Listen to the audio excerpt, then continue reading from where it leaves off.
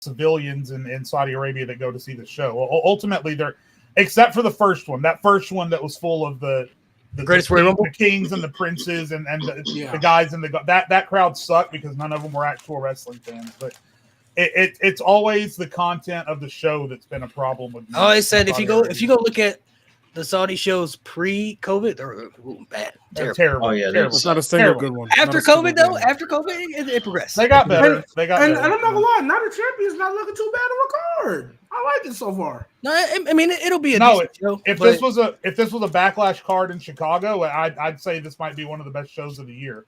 But with everything, there's some things I probably would have tweaked, but overall, I mean, the show looks okay. But like some of those earlier shows weren't too special. I did a review. And we're getting like Crown Jewel 2018. That was one of the top 3 worst shows ever. WWE. I'm sorry, but that shit is so bad. Bro. And then what's it called? We're getting 3 championship matches the Friday before. SmackDown's going to be better than. They might as well just call it fucking King and Queen of the Ring again. Yeah. If you're not going to stick to the Night of Champions concept, then don't do it. I agree. Yeah. To be fair, though, they got rid of that a long time ago, though. Like even when. Remember they were going to bring back King of the Ring last time it was in Saudi. But then because Roman was about to hit 1,000 days, they changed it to Night of Champions because he was about to hit 1,000 days. But not it used to be every title was on the line, right? But then they stopped doing that like in 2010, bro. That's you go back to some really? That far back? Oh damn. You go back to some of those old shows, they didn't have all the titles. We was having non-title matches like blowout feuds. Well, that's normal. Yeah, that was. But they had Big Show and CM Punk in one of those shows, non-title match. They had Punk and Triple H. Yeah. Is Gunther and Goldberg's Saturday night's main event, right? Saturday nights. Yeah, because it's in Atlanta. I'm surprised it's not a Saudi show. It's in Atlanta though. It's Atlanta though. Yeah, that's only because it's in Georgia. So that's going to be Goldberg's last match in Georgia. If that would have been in Michigan, that would have been in Saudi. If that would have been in Michigan, that would have been in Saudi. Yeah. It wasn't probably been Saudi, but can I talk about Gunther? I know we got other things to talk about. Can I talk about Gunther versus Goldberg for a minute? Talk to me, Jade. Why can't we let this crusty ass fucking slow-mo wrestler go? This bald, Bret Hart killing, washed up, has been fucking peak was 30 years ago. Why are we hung up on Goldberg? Like before everything that happened with Brock Lesnar and everything, I could understand Brock Lesnar. I could understand The Undertaker because of everything he did for WWE. All Brock Lesnar did was come to WWE and then say, hey, fuck off, I'm leaving. And then he had a decent 3-match run with Brock in 2016. Outside of that, tell me what we owe Goldberg at this point. I mean, seriously, he's lucky he's going in there with Gunther because if there's any wrestler in the world that can make Goldberg still look good, it's Gunther. If Goldberg wins, I'm going to stop watching wrestling, just bar none, flat out, just so you guys know I'm done. We're going to have to do something else with my life. I don't anticipate he's going to win, but if he does, we're going to have a problem. I know. So the only thing I want to say, the only thing I want to say, I've just seen a bunch of different people's reviews and stuff online, so I guess different people have different perspectives. But I'm just shocked. People are shocked. We already knew this was happening. That's what I'm saying. Yeah. I'm not shocked. I was hopefully optimistic that everybody was wrong. I get some people didn't want it. Like I understand some people didn't want it, but they told us this last year. We just didn't know when. We just didn't know when it was gonna happen. That's exactly. We've been knew it was gonna happen though. Like they already told us, like, hey, it's gonna be his last match. Goldberg already came out and said, hey, I'm getting the retirement match. I'm having one match this year at some point. I don't know when, but it's gonna happen. But when they did that stuff at Bad Blood, we already kind of knew. We just didn't expect it to be for the world title because when Gunther lost the world title, we're kind of thinking it was going to be a non-title match, and they put it back on, so everything. Right. Now for the world championship. But we knew this was going to happen. I don't know why. So I'm not saying you, Jay, but some people were literally shocked by this. Dumbfounded. And I don't know why. I've been saying this is the Brock Lesnar replacement. This been the Brock Lesnar replacement. The other thing that pisses me off too is that it's one thing to say we wanted Goldberg versus Gunther to be for the title. It's another thing to sacrifice Jey Uso's probably only world championship reign he'll ever have just so you can have that match now, because Saturday Night's Main Event happens to be in Atlanta. When Jey Uso was, I understand a lot of people's issues with Jey Uso. No. Although I will call out that I didn't hear anyone having a fucking problem with Jey Uso before the Royal Rumble. But that's right. You're right. 100%. No, you're right. Good. I understand a lot of people's concerns with Jey Uso as a world champion. But the fact of the matter is, much like Cody Rhodes and much like LA Knight, that dude's momentum was not cooling off. He was the biggest party in the building every Monday and every Friday that he showed up. And it just feels, this feels just like back in the day when Mustafa Ali was at the top of the ladder about to pull down that fucking briefcase. And then here comes Brock Lesnar. It feels just like here's Kofi with a 6-month title reign. And then here comes Brock Lesnar. It's just, you have these guys that are in the moment over. It worked. Congratulations. You got them to the top of the mountain against all odds, and they maintained their moment. Oh, there's Brock Lesnar. Or, oh, there's fucking Goldberg. We're always consistently stuck with one foot in the past. And, here's my thing, bro. Every time it happens, Mo, can I ask a question before you get into it? I just want to get Jay to answer one question. Sure. What would be worse for you, Jay? Goldberg beating Gunther for that world title? Or Goldberg squashing the Fiend for the Universal title? Which one is worse to you, Jade? Which one is worse to you? Fiend. Fiend. Holy, that's hard. That's hard. I have to say, fuck, man. Because Gunther just won the title, and because Gunther isn't like, the Fiend was a heel, but he was over with the crowd. Gunther is like an active, practicing, working heel, right? So at least we have that going for us. Yeah, I still say the Fiend, just because it came out of nowhere. Like Malik said, at least we knew this match was coming, right? With the Fiend, Goldberg just showed up and said, "Hey, Fiend, you're next." 3 weeks later, bada bing, bada boom. Yeah, Goldberg's the fucking. What if it's a squash match to Goldberg though? Like, why are you putting that? Now we're in. I think Gunther's. I don't think he's going to squash him. I think he's definitely going to kick out of a spear. Yeah, he's going to like get speared and then he's going to lock in and destroy Goldberg. I don't. Go ahead, Mo. Go ahead. My thing with Jay losing the title so early, and I get people's frustrations, right? But I think we can all agree on this panel here, and obviously some of you on the chat. I think we can all agree Jey Uso is never going to have a long reign. Nope. I think we all knew that. What Jey Uso got, and I'm saying this as a Jeff Hardy fan, he got the thank you for your hard work, thank you for the money you've made us. What'd you call it, Malik? Here's a on reward. Social media? What'd you call Here, it? nigga, damn. I can't say Here, it. nigga, damn. But that's the thing. He got the Joel Embiid MVP. Here, Naysayer. That's what it was. Naysayer down. It was a here, Naysayer down. But like the thing is, though, I don't look at that so much as a bad thing. Sure, everybody who has their favorite wrestler wants to see that wrestler hold the title forever. Sure, but there's guys that do that, and then there's guys that like Jey Uso, right? If you would have said even 3 years ago that he was going to be a world champion, I would have laughed in your face. The fact that Jey Uso not only won the Royal Rumble and then won a world title at WrestleMania, no less. That's some things like.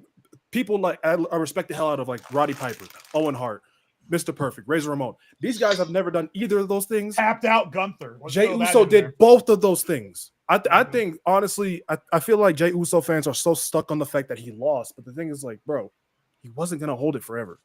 Like, I would be happy with the. I think Jey Uso is probably happy with the fact. And then you got people who are so mad they want Goldberg to win. That's where I'm. That's like, just. I haven't seen that. Yeah. If you I've seen. Oh, trust me, I've seen it. Send me the tweet so I can mute the idiot, please. I think for Jey Uso too. I mean, in my eyes, at least, I think he's solidified though. Now he's exactly. He made it, bro. Like he there. Yeah. He was never supposed to be in this position. Like, he may not have been a champion long term. It's kind of like said, like Jeff Hardy. Like Jeff Hardy, once he reached that pinnacle, he made it. Like he accomplished. We knew he wasn't gonna hold that forever. He accomplished the goal. You know what I mean? Like Jey Uso got a story build, a Royal Rumble win that was unexpected, a WrestleMania win under his resume.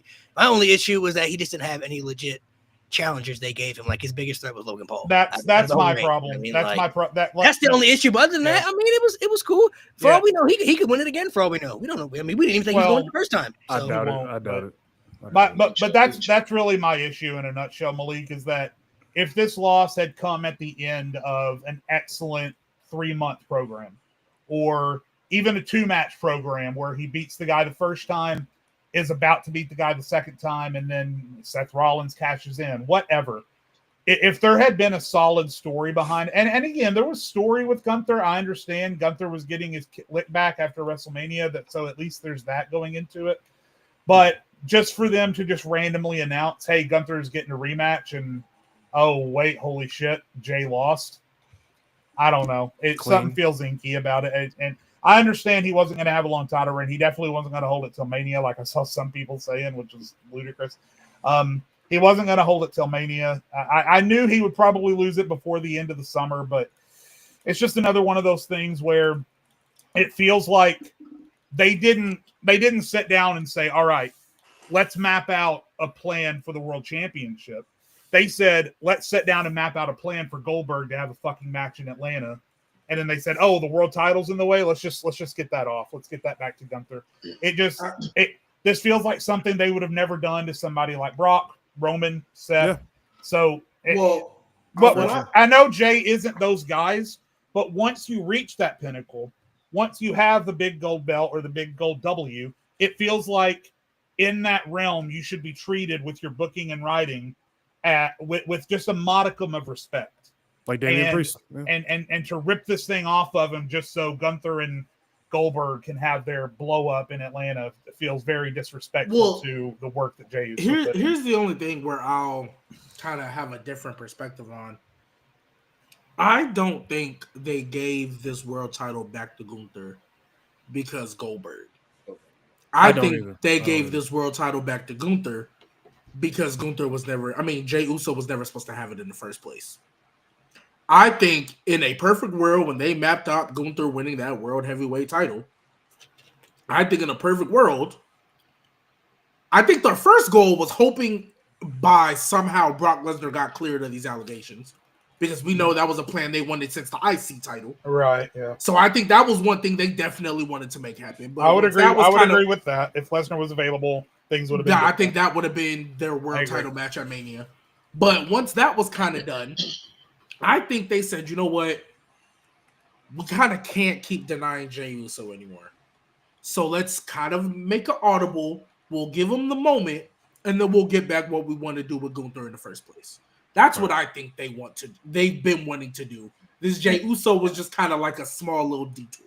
Because if you saw the WrestleMania plans in October, it was Gunther versus, I think it was Punk or Seth Rollins. And I feel confident that Gunther would have won those matches to solidify him as a champion, and then have him face Goldberg and beat Goldberg. I think that was probably the plan the whole time.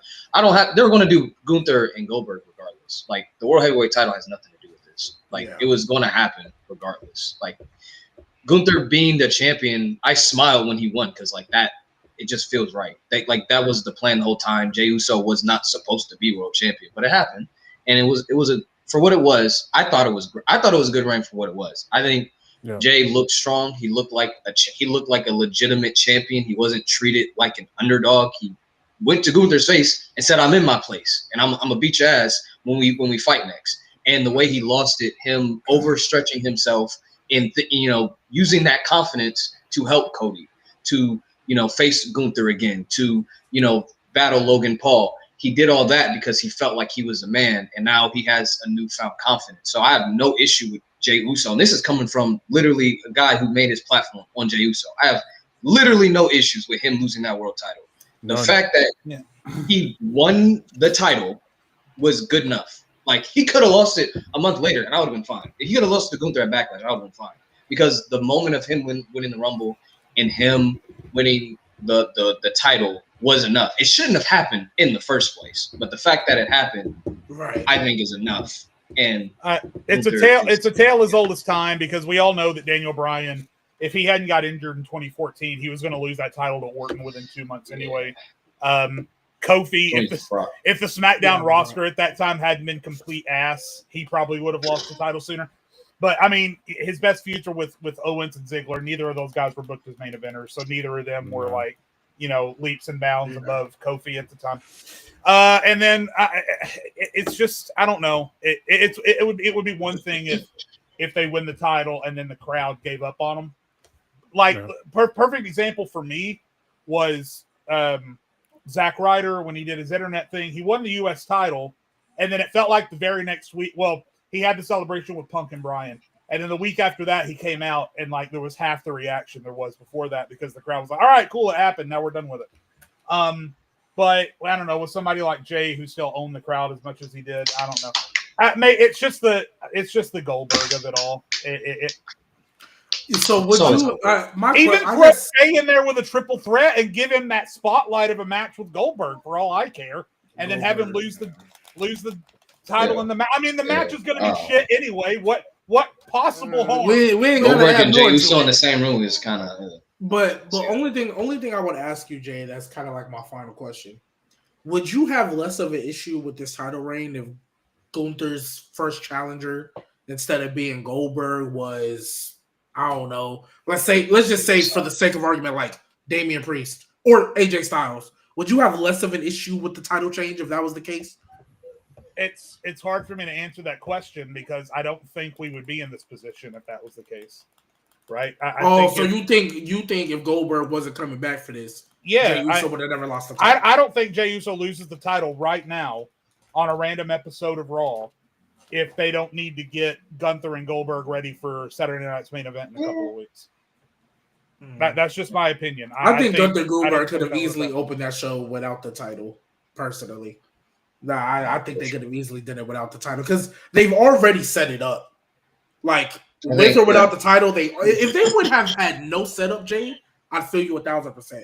But Boy was already last time they was in Atlanta, he was talking about actually my favorite wrestler is Bret Hart. Like they already set that up. I will say, if Gunther destroyed Goldberg, then won the world title, that could have been fine. I would have been fine. I'm fine with the way they're going because I know Gunther's going to beat Goldberg.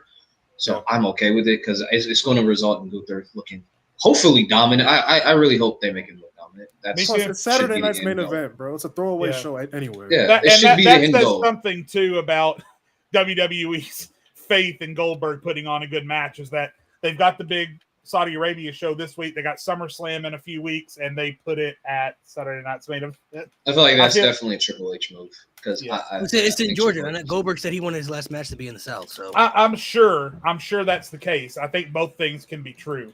I think Triple H is probably grateful that relieved. He has the opportunity to throw this match away on main event. Give it to him because he remembers that Goldberg can't wrestle. Right. I mean, he had to wrestle him a few times in 03. This is the track. This is the track record of Goldberg's. I have all the statistics right here, excluding the Brock Lesnar match in Survivor Series. This is how long every single match was from 2017 here we go. 2022. So the Kevin Owens match, 22 seconds. That was a squash match. The Brock Lesnar match at WrestleMania, 4 minutes 45 seconds. The Undertaker match was 8 minutes 35 seconds. The Dolph Ziggler match was 1 minute 50 seconds. Love that match. The Fiend match was 2 minutes, 59 seconds, so basically 3 minutes. The Braun Strowman match, 2 minutes, 13 seconds. The Drew McIntyre match, 2 minutes, 32 seconds. Why? The Bobby Lashley match at SummerSlam, 7 minutes, 20 seconds. Why? Bro. The Bobby Lashley match at Crown Jewel, the False That wasn't bad. match. That wasn't bad. That was 11 minutes, 25 seconds. That was okay. Yeah. That was bad. He fight Drew McIntyre. And then the Roman Reigns match was 6 minutes. Royal Rumble. That was actually pretty good. Oh my God, he fought Roman Reigns. I forgot about that. That was bad. That was bad. Match ever. I forgot about that. Wait, when did he fight Roman Reigns? Elimination Chamber. Listen, I forgot about that. Same night Brock won back the WWE title. Oh my God. Because that's when they took Bobby. That's what I remember that because that's when they took Bobby out the match because they thought his injury was going to keep him off of Mania for Bobby Lashley to just come back the week before Mania. Oh my God. 2022 before Triple H. That Rumble and Elimination Chamber may have been the worst 3-month stretch since 2019. That was really bad. It was day one Royal Rumble Elimination Chamber. Oh my fucking God. Day one was cool, but after day one was alright. I'm talking about like. Because wasn't that when Brock won? Like they put it, he was supposed to face because Roman had COVID. Oh my gosh! Because when they won, I was like, the fact that Brock was supposed to beat Roman is ridiculous. The Roman Reigns butterfly effect at day one that year is one of my favorite wrestling conspiracy theories. If Brock would have beat Roman, I'm not gonna lie. That's disgusting. I'm gonna keep it 1,000. I don't know if we talk about Tribal Chief the way that changes everything. Yeah, if we have that little period where Brock beats Roman, we're not looking at that the same way. I'm not gonna lie. Yeah, Vince McMahon gonna pull Vince McMahon. Yeah, I don't know. I heard the rumors about that, but I don't know if I believe that. He was way too high on Roman. Like I feel like he finally got Roman where he wanted him all. No, he was gonna lose it and win it back and be a babyface. He wanted to make Roman a babyface. That was the goal. That's why he was gonna. Why? Going to be a but baby that's not how you get him, baby. Brother, I guarantee you that's how Vince would have booked it. Because remember, Roman had already been a heel for about 2 years at that point, so it wouldn't have been. Yeah, that's unheard of. Yeah, I 100% believe. 100% believe that's supposed to happen. And like the whole stuff with Heyman, I 100% believe Vince was going to try to turn Roman babyface. I believe he was going to pull that trigger. That would have made no sense, bro. It wouldn't. I mean, it's Vince McMahon, so that's why I believe. A menace for like a straight up year. Hey, we talk about conspiracy theories. What if Roman all of a sudden just got a positive test because he knew he? Hey, let's not do this. That's hilarious. It's not gonna work for me, brother. That's hilarious. I'm not 100% opposed to that theory either. Honestly, G. I mean, we'll never know. We'll never know. Shit. So before we dive into the TKO stuff, this is stuff I wanted to ask. I saw this and I made it a post myself. Just based off in-ring, bell-to-bell, match quality-wise, how would you rank these 6 superstars from 1, 2, 3, 4, 5, and 6? So we're talking about just pure match quality. So no character work, no story. Straight matches. Bell-to-bell. Are we going one by one, or do we all have to agree? Yeah, one by one. You guys can go one by one. So Jay, you can go first after I say the 6 names, and then Mo can go, then Nate, then G. But this is just based off in-ring match quality, bell-to-bell, in-ring wise. Between these 6, you have Bret Hart, Kurt Angle, Shawn Michaels, AJ Styles, Seth Rollins, and Bryan Danielson. Damn, y'all gonna hate my list. All right, I got you right now. Wait. I got you. So let Jay go first. So this is just strictly bell to bell, in ring wise, match quality, nothing else. Can just you, who you feel like you name them real quick? Bret Hart, Kurt Angle, Shawn Michaels, AJ Styles, Seth Rollins, and Bryan Danielson. All right. So Bret Hart, Kurt Angle. I got my list already. Hart, Angle, Styles, Danielson. Said Bret, Kurt, Shawn, AJ.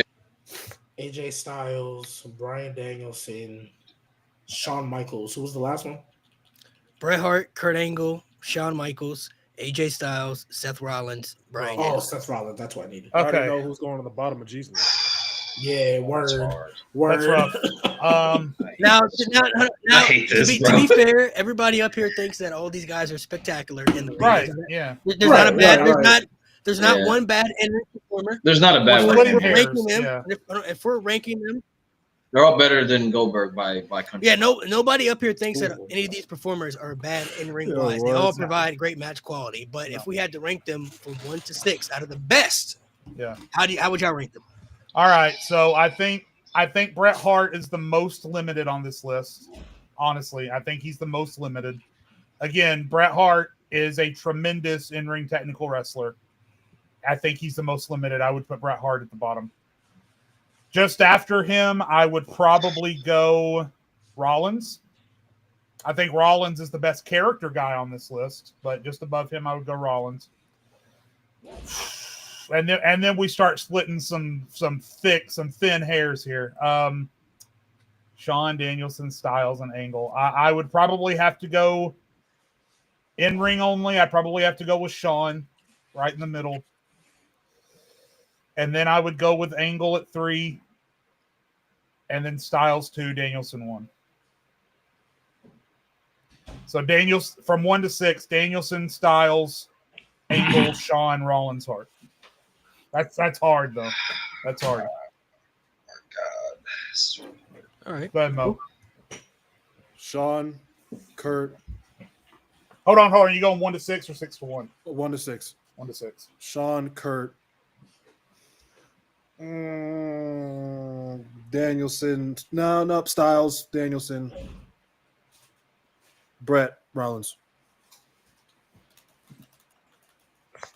I'm still making my list. I think I'm gonna go with what Jay did.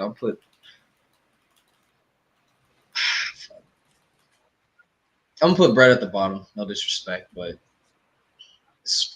I'm splitting hairs this entire list. Put Brett at the bottom. I'm gonna go Seth. I'm gonna go AJ, Kurt, and then I'm including emotions in this, like people who make me feel. So I'm putting Danielson 2 and Shawn 1 just because I think based off feeling and how they can make me feel in the ring. In-ring storytelling's part of it. Yeah. Yeah. Right. So for me, Bryan Danielson is 1. I think that's kind of what you said, Nate. Bryan Danielson is what's it called?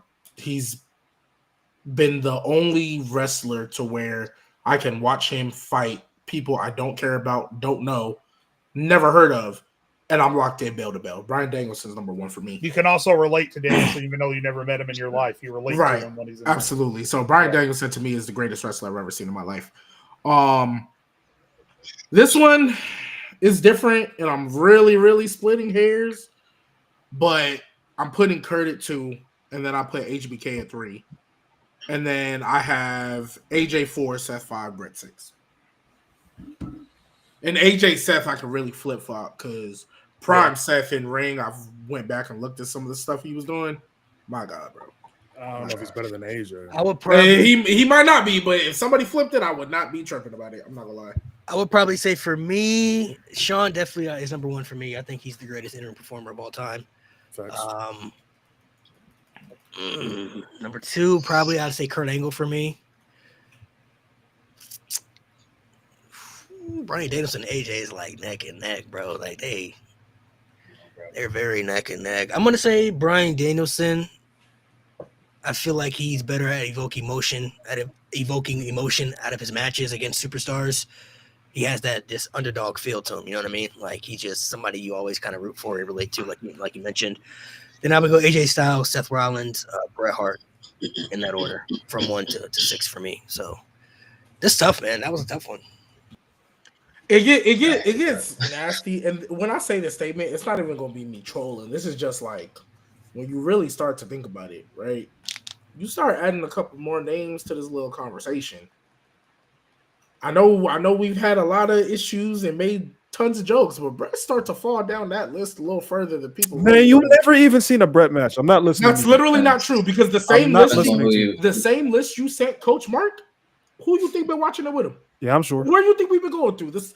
I can literally pull up the exact same screenshot you sent Coach Mark about, hey, what Brett matches to watch. You watch like this. That's literally not true. That's literally not true because I even had a conversation with y'all about Randy Savage versus Ricky Steamboat, and I had genuine questions. I was like, "What about it?" And we had that conversation, but yeah, all right. It's a tough list. I mean, I feel like as you start to name more, because Eddie Guerrero wasn't on here, I think he's up there for me. Yep. There's a lot of other wrestlers. Kenny wasn't on there. Right. Yeah. That's what I said. See, so it's not crazy for me to say that. Okada wasn't on there. Okay. It's tough. Yeah, I still think Brett's top 10, but yeah, he's lower half. Yeah. Well, were you counting like all of wrestling? No, we're talking this in ring wise, bell to bell. Yeah, he's still top 10. No, yeah, that's what I'm saying. Like you mentioned Eddie, we didn't say Kenny, we didn't say Okada. We like, as I said, like you start bringing up a little bit more names, and it's no disrespect to Brett. Brett's still great, but I still feel like bell to bell wise, yeah, he's still up there because he. I'm not gonna lie. He carried Bulldog on crack to a 5-star match. He did. It's just Bulldog 1992 SummerSlam. British Bulldog was on cocaine, bro. Oh my God! I'm sorry. That's he just too much. I'm gonna watch that match. It's an old school match, but if you know, SummerSlam 92. Yeah, it's the main event. It's in Wembley Stadium. It's a great match. But if you know the backstory, British Bulldog was high, literally on crack, like during the match, the whole match, bro. Like you had to guide him through the whole. He had to call the whole thing. That's when you know you're really good, though. Like what you do. Like that's when you know. Like his moveset is the most limited. I agree with Jade on that in terms of all those people we named. Yeah, but if he had wrestled 20 years later, he probably would have. He's like Gunther. Like those other guys. He's like Gunther, where you like your moveset's limited, but like you're gonna make magic out of what you have. In-ring IQ off the charts. It's ridiculous. Hey, before we move on, can I do one, Malik? Sure. Let me do one. I just made this one up off the top of my head. No, this is completely different. Hold on. Okay. So let's say now we did in ring. I want to hear from you guys on promos now. Ooh, and I just put together a quick list. I did 6 names because that's what Malik did. So like Max Kellerman on ESPN used to say, Martians have the death beam pointed at Earth. They need to be impressed with a promo. Rank them on who you would send out there to impress the aliens with a promo. I want Iguodala. Iguodala. So Malik, we'll start with you. These are the names I came up with. We'll do The Miz. We'll do MJF. We'll do Cody. We'll do Punk. We'll do Cena. Oh, that's unfair. And we'll do The Rock. That's unfair.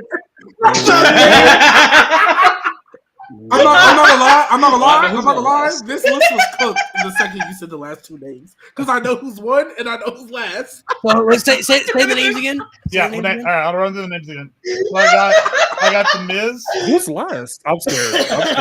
I got The Miz. I got MJF. I got Cody. I got Punk. I got Cena, and I got The Rock. Now this is just based off just promo ability. Mic work only. We're talking everything like entertainment wise. Yeah. Serious. Delivery, lines. Delivery. You know, okay. Stage presence. You said Punk, Cena, MJF, Rock, Miz, and Cody, correct? Right. Am I missing somebody? No, you got. No, there's 6. You got them. Okay. Promo wise, so I'm thinking I'm counting all boxes when it comes to entertainment value, seriousness, match like selling a match, right? Cena's 1 for me. Yep. John Cena's 1. Right. Number 2, I'm gonna have to go CM Punk number 2. I'm gonna go CM Punk number 2. Good code. Number 3, I'm going The Rock's number 3. He's gotta be top 3. So now people only count nowadays, but Prime Rock, he was elite on the mic. I got you. The Rock in his prime was elite, super entertaining, charismatic. He had everything. He was ridiculously good. Yeah, he was so good. You still got Miz, MJF, Cody. Ooh, this is tough. Ooh, I feel like I'm gonna say MJF, Miz, Cody. Cody last. Cody last. Nah, Miz is better. Miz is better on the mic. MJF is better on the mic. Yeah. All those guys are better on the mic. Cody's not bad on the mic. I think Cody's actually very underrated on the mic. No, I think so too. That's why I threw him on the list. But compared to those other people, they got a little Is Miz better? They got a little I'm about to say I don't know if I can put that. Yeah. Go ahead, Miz, bro. Yeah, for sure, bro. For sure. You don't have an undesirable. I'm a huge Miz fan. That's why I put him on the list. What you mean? Hold on. We saw. No, all 6 elite. All 6 are elite. We saw Miz with the SmackDown promo backstage. We saw him literally cook. Okay, so let me ask. I was about to say, let me ask a question before Mo goes. Yeah. Let me ask because Miz, look. You got it. The first argument we ever had on this show was about the Miz. That was the first argument we ever had on this show. What was it? It was just we said Miz was a legend, and at the time I was like, that's a question. But it was. I had a different mindset of the word legend. I thought they were putting him in like top 10. Cena. Okay. Like that type of tier. I remember I didn't know G at all, and I was sitting there going, "Who the fuck is this guy?" Yeah, but this was the very first episodes we had. It was one of the very first. It was either episode 1 or 2. I remember that. Is that the one where you put me to sleep? Where I leaned back in my chair and went covered up? Went to sleep. I think that was it. I did. It might have been. I went not. But so Miz, I rock with you, man. Like I've had a deeper appreciation for you. But I feel like, are we really gonna count it a great promo if like he just says obvious stuff? Yes. What's the pipe bomb? It depends on Mo, ignore this. Mo, we're not entertaining this. Give us your list. Mo. I'm not entertaining this bullshit. I am not entertaining this bullshit. Every wrestler that you're gonna name all has promos where they said stuff that you felt like they shouldn't. But he ain't never. The Miz ain't never. Look. Oh hey, look. I'm trolling, right? I'm trolling. Relax. I'm not gonna lie. That was a nasty. Hey, I'm not gonna lie. I was baiting. That was a nasty question. Right? That was a nasty question. I was baiting, but I still think Miz is last on this list. No, Miz can be last, but we've seen Miz like he's just not presentable anymore on TV. I feel like, but we've seen Miz cut some really, really good promos against some top tier elite talent, in the ring and hold his own. So, and Cody's done the same too. Cody proved it against Cena to me that he could hold his own on the mic during that build to WrestleMania. So, yeah.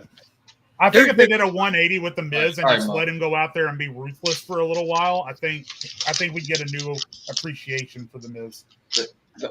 Yeah, so those two are interchangeable. I got Nate. Nate so funny, bro. Asking the question. So I got Cena, Punk, Rock. Those are literally my top 3 all time. So, Cody, I think Cody, MJF, and then Miz. Cody over MJF and the Miz. Surprising. Okay. Okay. Change my slightly. I'm gonna go Cena first. I think that's just a given. I'm gonna go Punk. Yep. Then I'm gonna be different. I'm gonna go Miz, bro. Y'all gotta respect. Y'all gotta start respecting Miz. The Miz, when he had that feud with LA Knight, he cooked them. LA Knight was not ready. The Miz promoing on Roman versus Cody in 2017 is one of my top 5 promos of all time. It's exactly. Yeah, and he could honestly. I feel like he could go like in a serious promo battle. He can go toe to toe with Cena. He can go toe to toe with Cody. He can go toe to toe. His only drawback is that sometimes he gets mush mouth, but he usually bounces back from it. Yeah. And then 4th, I got Cody because what he did with Cena earlier this year. We got to respect Cody. He's got to be one of the all-time mic workers. He's actually very, very good. Agreed. Then I'm going MJF. Last The Rock, bro. This man yaps now, and out of everybody on this list, he is the less serious out of anybody. And if you're trying to sell a match, I get it. It's The Rock. He's going to buy in. But if you want to sell a fucking blood match, I put all 5 of these guys above The Rock. I don't care. Wow. My list is halfway because I truly feel this, but I'm not going to lie. One of the reasons why it's so nasty, and I'm already prepared for y'all to hate me for it. 1, obviously, Cena. We knocking that out. 2 is Punk for me. I'm also going to be different like Nate. Me personally, I'm putting MJF at 3. Me personally. And this ain't no disrespect to anybody else.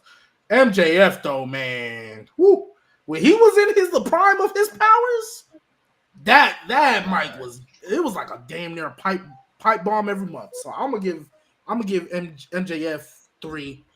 And then I am gonna put Cody 4, kind of like what you said, Nate, because I'm with you. I think the Cena feud kind of really showed, okay, he can actually hang with them top dogs, and he's always been believable. He's one of the only white meat baby faces in 2025 that actually you can believe in, and what's it called? Like, it doesn't sound corny, even though that power walk is corny. He doesn't sound corny, right? Yeah. That power walk is corny. And then again, this is no disrespect to him. 5, I'm putting the Miz. Now 6, yeah, I'm with you, Nate. I put The Rock on it. I think those guys can also sell more of a serious match. I'm not gonna lie. This is very nasty. Mo, I already know you're gonna hate me for it. Just like I don't need my notes for my promo on that wrist, that killed it for me. I was like, yeah, right. You gotta come down for that. You gotta come down. But hey Mo, just like how you always talk about how the great doesn't always super outweigh the lows. I'm not gonna lie. That is the greatest ether on the mic I've ever heard in my entire life. Nobody because if that would have happened to The Rock, if that would have happened to anybody before you're established, you're buried. You're cooked. You're never coming back from that. The Rock is lucky he was just a movie. He was stuttering like crazy after that. He was like, it doesn't matter if it's or The Rock. Cena didn't even stay there for that. He just left. He walked away. Yeah, I'm not gonna lie. He left. Continue trending. Embarrassing. That brought The Rock down for me. I really let the old heads back then convince me that Rock won that battle. That is a crazy right now. Looking really back, the old heads convinced me that The Rock was dog walk that. No. He dog walked. Cena dog walk. Cena was That's why I was so mad when The Rock had some entertaining moments, but Cena was more ethers. It was Yeah, that's what we were saying. Like, The Rock can be funny, but like, if you need to be serious, it's like honestly. And there's more people I put. He can be serious and sell a Buffy, but I'm putting those other five. Honestly, too, like if you really look back and look at it, people just hated. Like there was more people that hated Cena so much at that point. That Fruity Pebbles shit was not funny, but because niggas hated Cena, they was laughing. Hey, Cena got a check though. Cena got a check. I bought Fruity Pebbles. I was like, oh, John Cena's on that. Mom, give me some Fruity Pebbles. John Cena on the cover. And then I wanted a refund, but you know whatever. I mean, Fruity Pebbles aren't good, but I used to, when I was a kid. Soggy ass. I grew up. Cereal, yeah, we know Fruity Pebbles is trash. Did you guys all have Cena and Punk 1-2? Yeah. Okay, well I'm gonna ruin that. I'm going Cena Miz 1-2. That was my original. Cena Miz 1-2. Then can't do that one. Then The Rock, then MJF, then Cody. That's my list. Damn, Cody dead. I mean, but again, splitting hairs. He's last. Splitting hairs. Yeah, I get it, but yeah, he got a good last spot, and the last spot not bad for Cody either. Last below these guys. Oh yeah, the AEW people are just better. Hey Nate, you remember the AEW promo when he went on for 20 minutes? Well, I'm not talking about it. We take that one away. We don't count that one. We don't count that one. You don't talk about which one? You don't talk about the one. You know what I'm talking about? My baby's black. I mean, technically it is though. I mean, he's not wrong. Cody and Brandon were unhinged. You didn't have to say it. They were unhinged. Sometimes it needs to be said. This man was crying because his baby is light skinned. His baby's mixed. This nigga was crying. My baby's black, bro. Like he's the first person to have a relax. My baby's mixed.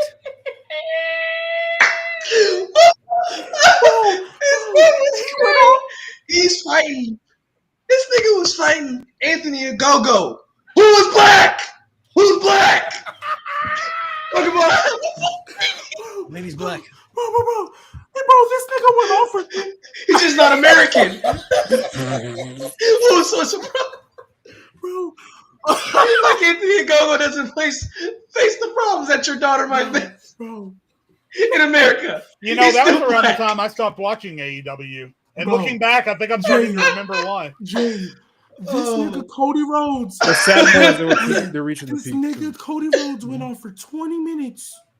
I remember. Going on about this, that, and the third. Yeah. Just to tell people, I won't turn heel. I was talking about his family, this, that, and the third. Just because they were begging him to turn heel, and he wouldn't do it. Cody, I love you, but you're number 5 on my list because I remember that promo. Number 5. I'm sorry. Hey, and then you know what, hey, James, I'm sorry. What he did after that promo to avoid turning heel? He put himself through a fire table. Yeah. Okay, yeah, I remember that. And then you know what makes matters worse after all of that, James? He started telling a turning heel storyline after all of that. Jeez, dying, bro. Walk through the heel tunnel. Oh, nope, go to the baby face. He had to go to shovel. Cody at the end of AEW. Y'all better clip that. Y'all better clip that. Oh my god. Bro, this nigga Cody was so corny in AEW, bro. It was bad. But his wife may have been worse. Oh, you a black belt? Well, I'm a black bitch. What's up? Oh, that was horrible. I cringed, bro. People gassed that too, bro. People thought that was hard, bro. No. Who told you it was open mic? That shit is the so black belt back bit. People actually thought that was hard. My god. But no, who told you open mic night? That's hilarious. She got a reality show off that. I love when she's like, "Walk your ratchet, trifling ass." That was so try hard. It was so painful to watch. Because it was like she was trying. She was trying to live up to the blackness that Cody Rhodes was talking about. Yo, that's crazy. Oh my! I can't. Yo, I ain't gonna lie, man. I ain't gonna lie. If we ever see Homelander Cody, he coming after us. He gonna end this. I'm not gonna lie, bro. We first saw his list. Man. Yo, Takara World, you need a hug? Takara World wants us to acknowledge him. What's up, Takara World? How are you? How's your mama? How's life? How's your job going? I see you. You're seen. You're loved and appreciated. You're seen, brother. You're seen. We're just brother. talking about happy the origins of Cody Raheem Rhodes. And I don't think we've said it in the couple of weeks we've done this podcast. Happy Men's Mental Health Awareness Month, man, y'all. Yes. Happy Men's Mental Health Awareness You need Month. to talk to somebody. That includes you, Takahara World. No, yeah, please talk to somebody. If you ever need help, if you ever see a Goldberg match and need help afterwards, please. Therapy is actually helpful, man. If you ever watching WrestleMania 1, 2, 3, 4, trying to educate and like, gosh, hey, just talk to somebody. Man. Unfortunately, I still need to talk to somebody, man. If you think we all Royal lived Rumble through 2019 is a top 5 Royal Rumble, you may need to talk to somebody. Oh, top 5 is crazy. You need to talk to somebody. Why is that crazy? Hey, if you're still upset that Santino didn't win the Rumble instead of Alberto Del Rio, hey, just talk to somebody, man. Please. Yes. Bro, if you lived through 2019, can I say something about that real quick? What? Why do we act like that's a 2-man Rumble, bro? There's other people in that match. I'm not gonna lie. Don't we have a video? You're talking about 2011? Bro, yeah, the whole video of how ass that field was. Yes, bro. Look, CM Punk was right there, though. He was already in the field. He wasn't there yet, with John Cena. This was pre-pipe bomb. Bro, he didn't start feuding with Cena till after, bro. He was still doing that new Nexus. No, that was before. No, in 2011? No, it wasn't. That started before the Rumble. Oh, yeah. No, my point is, though. He was doing Randy. He was feuding Randy. Punk yet. He wasn't CM Punk yet that we know. This was pre-pipe bomb. Yo, Takara World, eat a Frank. Anyway, we just got through talking about if you got to talk to somebody, and you talking about what are you talking about? But I feel like if you look back at that, if you look back at that 2011, if you look back at the 2011 Rumble, though, there was, Punk was already doing something, Orton was doing something, Cena was doing something, and the final two was Santino and Del Rio. That was the two, you had to pick. Just on that night, bro, I ain't gonna lie. Santino could have won, it would have went crazy. Just the final two. And realistically, him winning in 2011 wouldn't have been crazy because the roster was already. You saw how WrestleMania 27 was, so it's like the roster was already. I don't care. That would have been fire. The roster was already dead. You know what I'm saying? In the water at that point. Even in 2012, it wasn't much better. You know what I mean? So him winning the chamber, it wouldn't have been crazy at that time because they was putting the title on the Miz had the title in the main event of WrestleMania. They was putting the title on Jack Swagger. They was putting it on anybody at that time. And they was experimenting with everybody. They named a whole spot after Santino, which is crazy. Yeah, true. All right, why are we hating on one of the most unprotected, not one of the most protected finishers in WWE history, man? Shout out Santino. Yo, Malik, put up that comment right there. Cobra is one of the most protected finishers ever. Put up my comment right there. Even when it's being sedated by Jinder Mahal. No, I'm not putting that up. Pretty crazy. Which one? All right, so let's get into the topic of the conversation of the episode. Everybody's talking about, and y'all can in the chat, y'all can feel free to chat along as well. TKO is TKO ruining WWE. Some people feel like it is, some people feel like it isn't. So we gotta discuss the pros and cons. Obviously, we don't know what the future's looking like, so we only can talk of currently what we've been seeing right now in 2025. So this year, I think we all had said this year, this is Triple H's worst year so far as booking, this year in general. But even this low isn't bad compared to what we had before as the nowhere near it. 2018, 2019 low. It's not that bad. But this has been a pretty low so far. Not too much enthusiasm, not really too much, hippity ha, for WWE right now. It's kind of neutral. It's hit or miss, if you're not really missing an episode of Raw SmackDown, you might not miss much. But then there are some shows that could be better than others that you might want to check out. So it's like there's no equal balance, I feel like, because some Raw episodes I feel like have been really good. And then the next, they'll have one episode of Raw that's really good. The next week it'll be trash. One week it'll be fire. Next week is completely forgettable. So how do we feel about TKO and WWE's merger so far? I guess we'll start with Jay. Here's the thing about this conversation. I can't really point to any negatives currently happening with WWE that I can directly attribute to TKO. The only negative, and it's not really even a negative, it's just a change that I'm adjusting to, is the fact that just like UFC has always done, WWE now feels the need to put an advertising sticker on every empty space on the fucking screen. We got Slim Jim on the tables. We got 7 or 8 advertisers in the ring. Pretty soon the chairs are going to have a fucking advertising on it. Roman Reigns going to have one on his ass. Everyone's going to have an advertising sticker somewhere.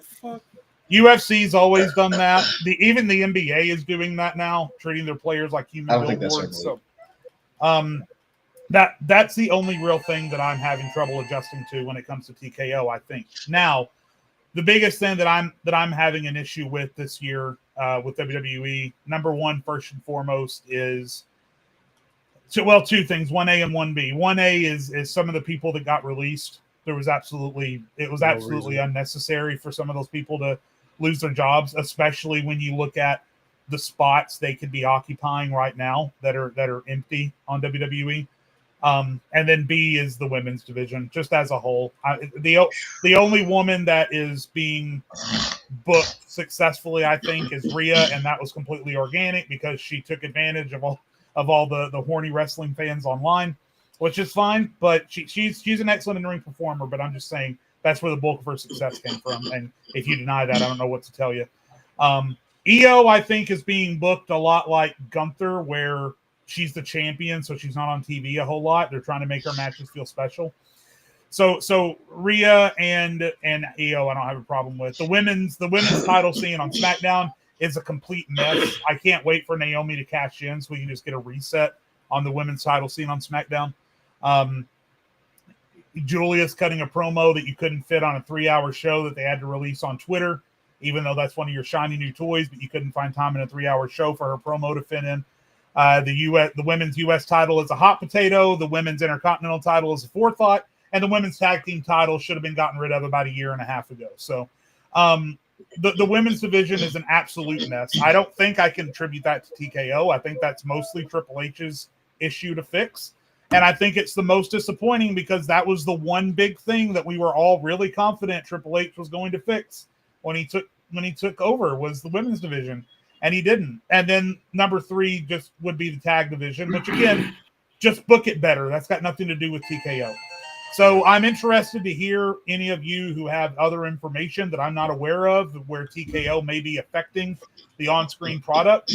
But outside of possibly the releases, which is probably a 50-50 thing, and then just adjusting to the NBA model of putting advertisement on everything, I can't really think of anything that I can attribute to TKO at this point. Yeah, I think the releases, I don't know if that's really so much because they were already doing that shit before TKO even happened. Right, exactly. They've been doing releases for a long time. The women's division definitely, I feel, should get better as a whole. I don't know why it's such an issue for them to book a good women's world champion or champion on the main roster. Io hadn't done shit with the championship since WrestleMania. Tiffany's still stuck in the Nia feud for some reason. Like, we talked about how bad Rhea's was and Liv's was before that. It's the same. Nothing has changed. Like, these women are just champions at this point. It's just an accolade, it seems like. There's no story-based future after these people win the championships. Like, Rhea's issue with the championship that we had, she was champion for so long, but she lacked in storylines and matches that they were presenting us that really wasn't hitting good quality. She didn't have any legit challengers they were giving us. Liv's main issue, she was attached to Rhea for the most of her reign. Now you have Io.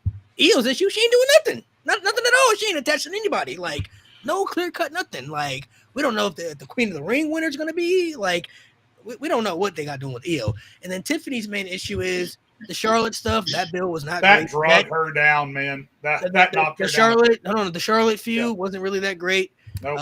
And I honestly feel like the win didn't really do much for her, if I'm being honest, because they ain't done much with her ever since she beat Charlotte. She's been stuck in the same person, feuding with Nia Jax, who we've already seen her feud with. Now, this last women's standing match coming up, I'm sure it'll be good. You know, it'll be a little good match to end the feud. But then it's like, then I guess we're gonna wait for SummerSlam or Evolution for her to face who, like at that point, you know what I mean? Like, I feel like when it comes to the women's world champions, no matter who it is, whether it's Rhea, whether it's Io, even if you look at the ones before Tiffany, Bayley didn't do shit with it. Nia had a little here and there, but didn't do much with it. Like, they have an issue with booking these women's world champions somehow with giving them good storylines consistently and good presentations, which I'm not understanding because I have no issue doing it with the men, obviously. So I don't know why it's an issue for the women. I don't know why the women's Intercontinental Championship feels more important than the women's World Championship right now. You know what I mean? Like, I get Becky Lynch is holding it, but like, it's a mid-card championship. The mid-card title to me is never supposed to feel bigger than the World Championship. This is the world title. Like, this is what everybody should strive for and want. So that's the main issue I feel like that they've had in this era.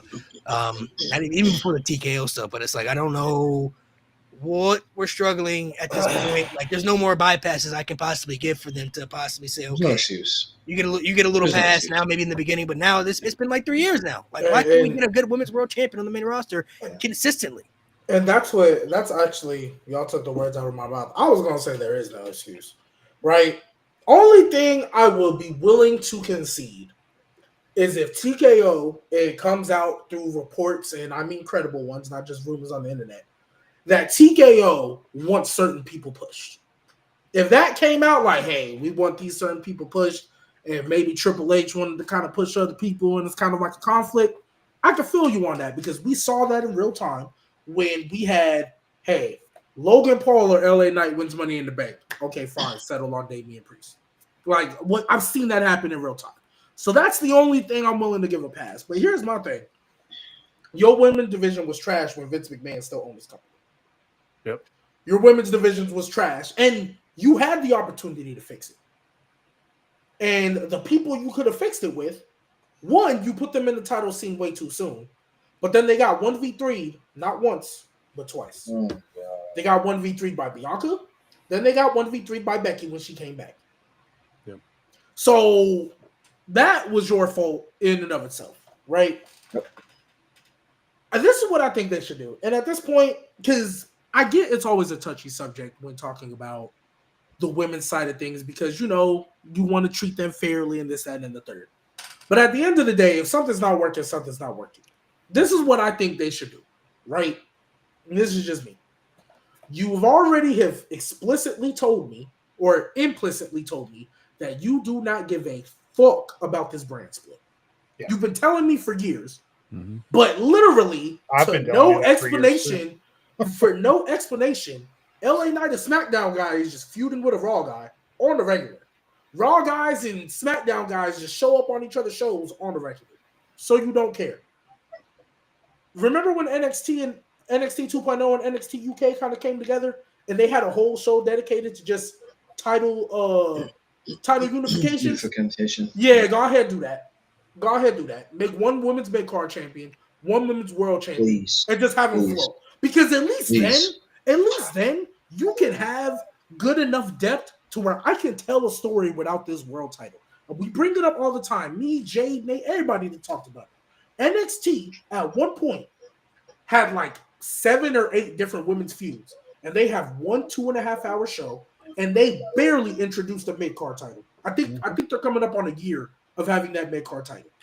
So it's which has been better booked than either of the one that WWE has. Yeah, either one, right? But you want to know why it's been better booked? Because they've actually been able to tell stories centered around that title. And before it was introduced, again, you could have this Evolution pay-per-view that we had, you could have done it in NXT like 3 times. Yeah. Oh, yeah. You could have done it in NXT 3 times where all women could have been on that pay-per-view and all of them would have had credible stories. All of them would have had, like, if it didn't feel like it was just, let's just get you on the card, throwing the kettle for, I mean, what? They had a 10-woman tag match at one point. There was like 6 different feuds in that tag match. Like, you know what I mean? They even have tag feuds down there, and they don't even have tag titles. And to that, and I'll make this quick, and then Mo and Nate, feel free to respond, but to WWE's small amount of credit, they obviously have seen people clamoring, like us, clamoring online, that Triple H doesn't know how to book a women's feud if it doesn't involve a title, because she's got Rhea and Raquel doing stuff, and she's got Charlotte and Alexa doing stuff. But I don't know. First of all, I'm not. Nobody's clamoring for Rhea versus Raquel. But yeah, I don't know. I don't know what I missed. Oh, what the fuck? What the? It's a fuck? super chat. It's a super chat, Malik. No, you gotta put it up, bro. No, we don't. No, and we open it up. It's a super chat, bro. No, we have to. Don't. Hey, donate it just to say that, bro. Appreciate it. Wow. Why she with no clothes on a plastic couch is crazy. Crazy work, man. I'm a man, bro. Take that they say you look yummy. Take that plastic off the couch, bro. Who they talking They say you look yum. Bottom right. Bottom right. That's you. Oh, they talking to me? What the fuck? Yeah, they say you look yummy. You look yummy. Here you go, G. Got a fan in here.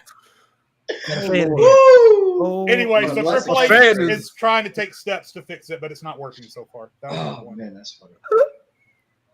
No, Jade, I'm with you. I'm sorry, that threw me off. But Jade, I'm with you. They are trying, but this how I feel. Like it's not even towards you. It's just how I feel in general. I'm y'all know me. I hate participation trophies. I'm not gonna give you an award for trying. Like you're finally doing your job. Congratulations. No, I agree. Like you're finally doing your job. Like that's why I said like, small amount of credit. It's just I don't know. It's just I don't know. I think the only thing about TKO is just that I think they have changed. Obviously, is the prices of things. I was just about to say that. We'll talk about it, Mo, because that's one thing I did forget to bring up. But go ahead. It's just for me, that's what's killing WWE. It's just they've taken away the enjoyment of. I think someone on the show said it before. WWE was always that show you could take your kids to and take your family to, and now it's like damn, do I pay my rent? Do I go to this damn show? It's like that should not be a choice. I'm sorry. I get WWE's in terms of popularities the highest it's been in decades, literal decades.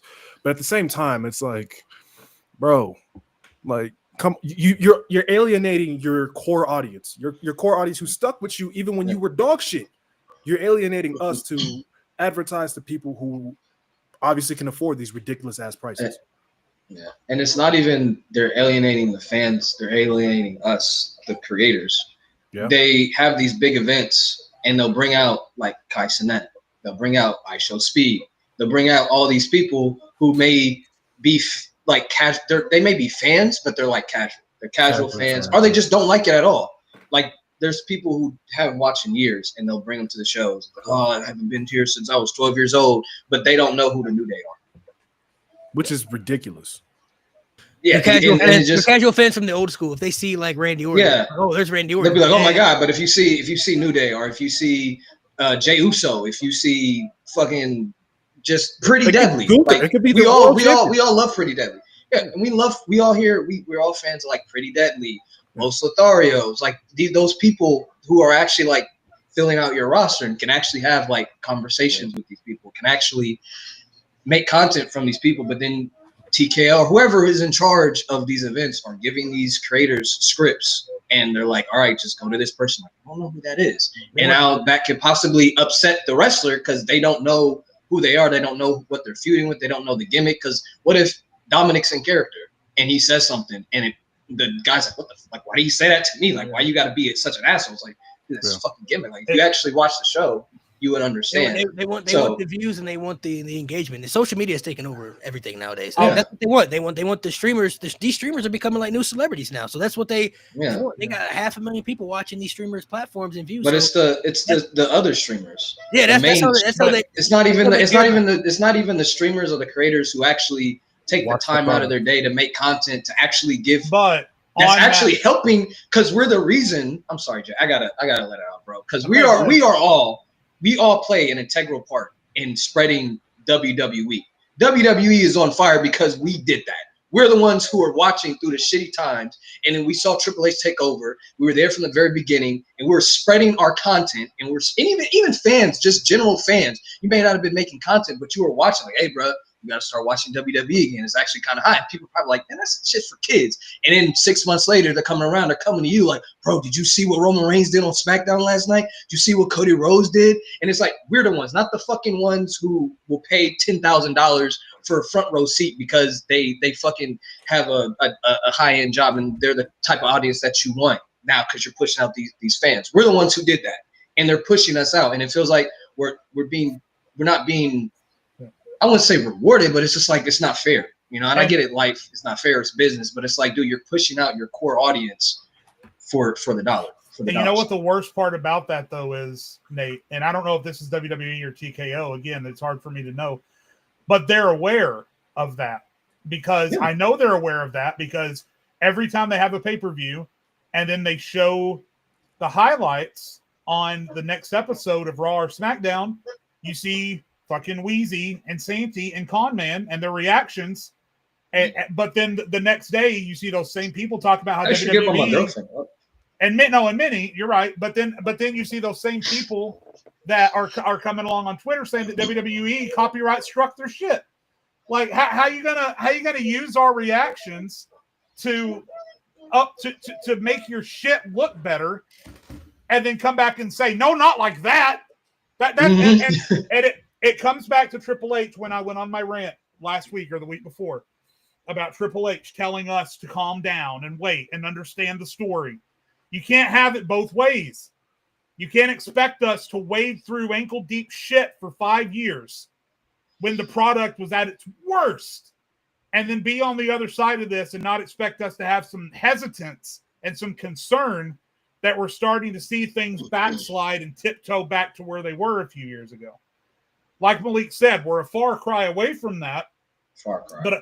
But I remember seeing things that were happening in 2016, 2017 that were building towards what we saw in 2018, 2019. And it's starting to look really, really familiar.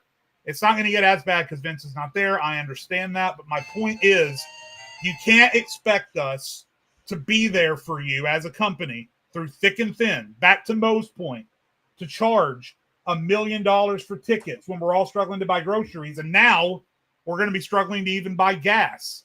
And you expect us to pay $100 to sit in the nosebleeds to go watch ants wrestle each other. And then expect us to just step back and take it when you want to call us marks and make fun of us and tell us to be patient and use our shit and then copyright strike our videos. It's bullshit. And again, I don't know if it's Triple H or WWE or TKO, but all I know is a lot of these behaviors are new, so something changed.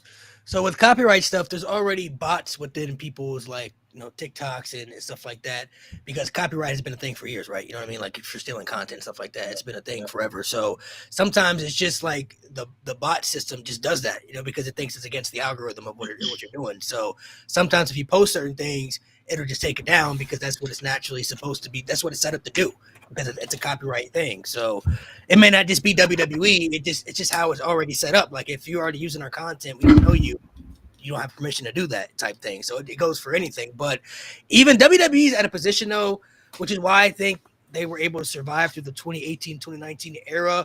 And even now with the ticket prices being high, WWE knows they're always going to have their cash. Hey, hold up. Hey, guys in chat, don't get scammed. That's not the real Denise Salcido. She wouldn't be in chat saying hi to everybody individually. Yeah. Please ignore that person. Go ahead, Malik. Sorry, people are starting to... Go ahead, Malik.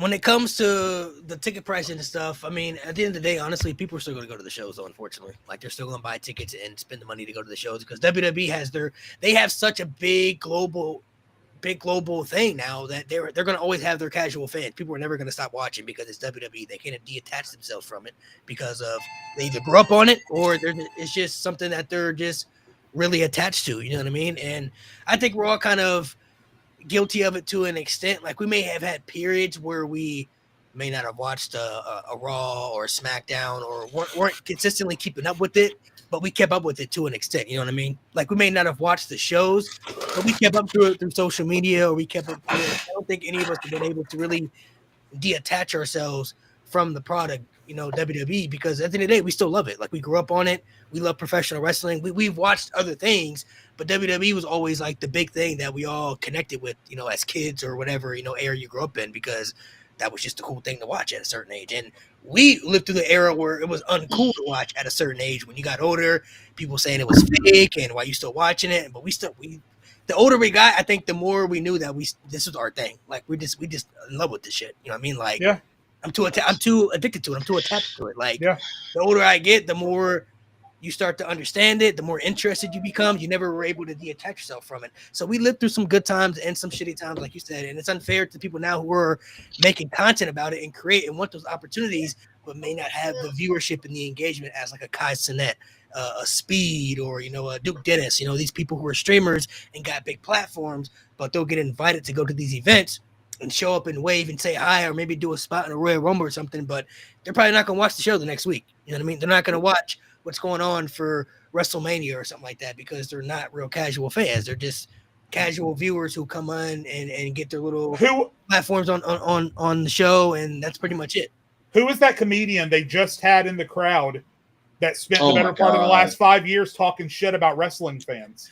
I don't know his name, but I know what you're talking about. Exactly. That's disrespectful to everyone who's passionate about this business, to everyone who grew up with it, to everyone who pays for subscription fees nowadays to watch your shit every day, every week, every month. And then to float that guy out there who has never made any apologies for the shit that he talks about wrestling, its fans, and the business in general, shows a complete lack of awareness for who your target audience has always been. Insane, I don't care how successful WWE is. I don't care how much money they make. I don't care who they partner with. Wrestling is not football. It's not basketball. It's not anything else. It's not like anything else. Wrestling is a niche product.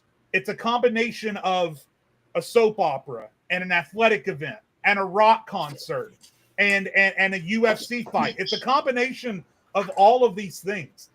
And it takes a very niche personality like us or someone who grew up with it when they were young and it got its hooks in us very early to appreciate the kind of entertainment that wrestling provides. And it's amazing and it's awesome. But to bring a guy like that who has done nothing but talk shit about wrestling fans his entire comedic career shows a supreme lack of awareness. And honestly, it's kind of insulting. Honestly, it's kind of insulting to have that guy promoting his shit on your show so people can go watch it and give that guy more airtime when all he's done is talk shit about wrestling. And that goes back to my point. There's people like us. There's so many of us in this space. And I'm not saying we should be front row at these shows at all. I'm not saying I'm nowhere near that position. But it just gets to a point where it's like, okay, so this guy can call wrestling fans a derogatory term that I will not repeat. Mm-hmm. And he could shit on wrestling and he could just be front row because, he's got a shitty Netflix special that he has to promote. And Raw happens to be on Netflix. But then us, we can't even get fucking free tickets. Like free tickets, backstage access, nothing. Like you can't even get we can't get the bare minimum. This motherfucker's in the front row. Motherfuckers bash wrestling as a whole, and we can't even get access to anything. It's like, fuck you guys. We'll put you on TV. That's the highest we can go. We can put you on TV. That works for us. But everything else, because we're not going to let you go backstage. We're not going to let you make videos. We're not going to let you get, free tickets to anything. We're not going to have you at these events to actually talk to these wrestlers and actually and don't you dare put go back and forth. TikTok. God help you if you put this clip on TikTok. Yeah, God help us. Yeah, God help us if we're gonna strike your ass down. So, I to go back to everything, I don't think creatively TKO is ruining WWE. I think Triple H is just stagnant. I think he's just at a point where he got very comfortable, and he saw WrestleMania 40, and he said, okay, that was great. I got him locked in, and I'm gonna have him for this ride. WWE is riding high. And it's got his ego showing. His ego's really showing because if you remember before WrestleMania, he had that whole thing about the IWC and about how I forgot the exact wording, but basically saying he can't take criticism. They don't like criticism. And Nick Khan said it earlier this week that they don't listen to online, the small community online. When you post all your stuff online and you feature people who create content online on WWE television, but you don't listen to that audience, so I feel like that's probably more kind of TKO kind of whispering in your ear, hey, don't pay attention to them. They're, pay attention to this bottom line over here. Don't pay attention to those people online. It's that's your audience. That should be not the main audience, but it's the people who are watching your show. Yeah, but people who are sharing your clips. There are some people online they should never listen to, though. But it's so crazy because they say we don't listen online, but on Raw, if something big happens, oh, this was the biggest video in WWE social media history, had 130 million views across all platforms, but you don't listen to the online. And Nate, I 100% agree, and I get what you're saying at all. You know, I think what he was referencing, it's like, for example, and it's most recent, and it was like the craziest switch up I've seen in real time. Jey Uso won in that Rumble. Craziest switch up I've seen in real time. And I think that is what they're referencing, because at the end of the day, we know Triple H. I think Triple H right now, I think he's kind of going through a little ego crisis of sorts. Not OD, but because we've been looking at Triple H like the savior of this company, creatively wise, for a minute. We saw what he did in Black and Gold. We said, man, he do this on the main roster? Wow. He got to the main roster. Wow, what a breath of fresh air. Wasn't perfect, but man, what a breath of fresh air. And now, because for a long time, if we were getting these consistent shows in 2017, 2018, 2019, we'd be saying WWE has the best run of shows ever all time. Because when the bar is already in hell, it's real easy to overcome that. Now, I think right now, we're looking at WWE now like, okay, Triple H, your bar is no longer in hell. What you're doing is what you should be doing. Like, I'm not giving you a cookie because you finally decided to make your mid-card champion seem important. I'm not giving you a cookie because, God forbid, you tell more than 4 feuds and one of them don't have to do with a title. God forbid, right? Like, I'm not giving you a cookie for that. And I think rightfully so. There's things that you can criticize. Now, do people drag it? Absolutely. People do drag it. But I have to look and be like, okay, this is your baseline. It's kind of like OKC, right? I'm going to use OKC as an example. Even though they're a young team and they got their baseline is championship contender. I'm not going to look at OKC when they first got rid of Russ and PG and when they first rebuild and looked at them as a championship contender when they were still getting their feet wet, right? Still, breath still smelling like Similac, right?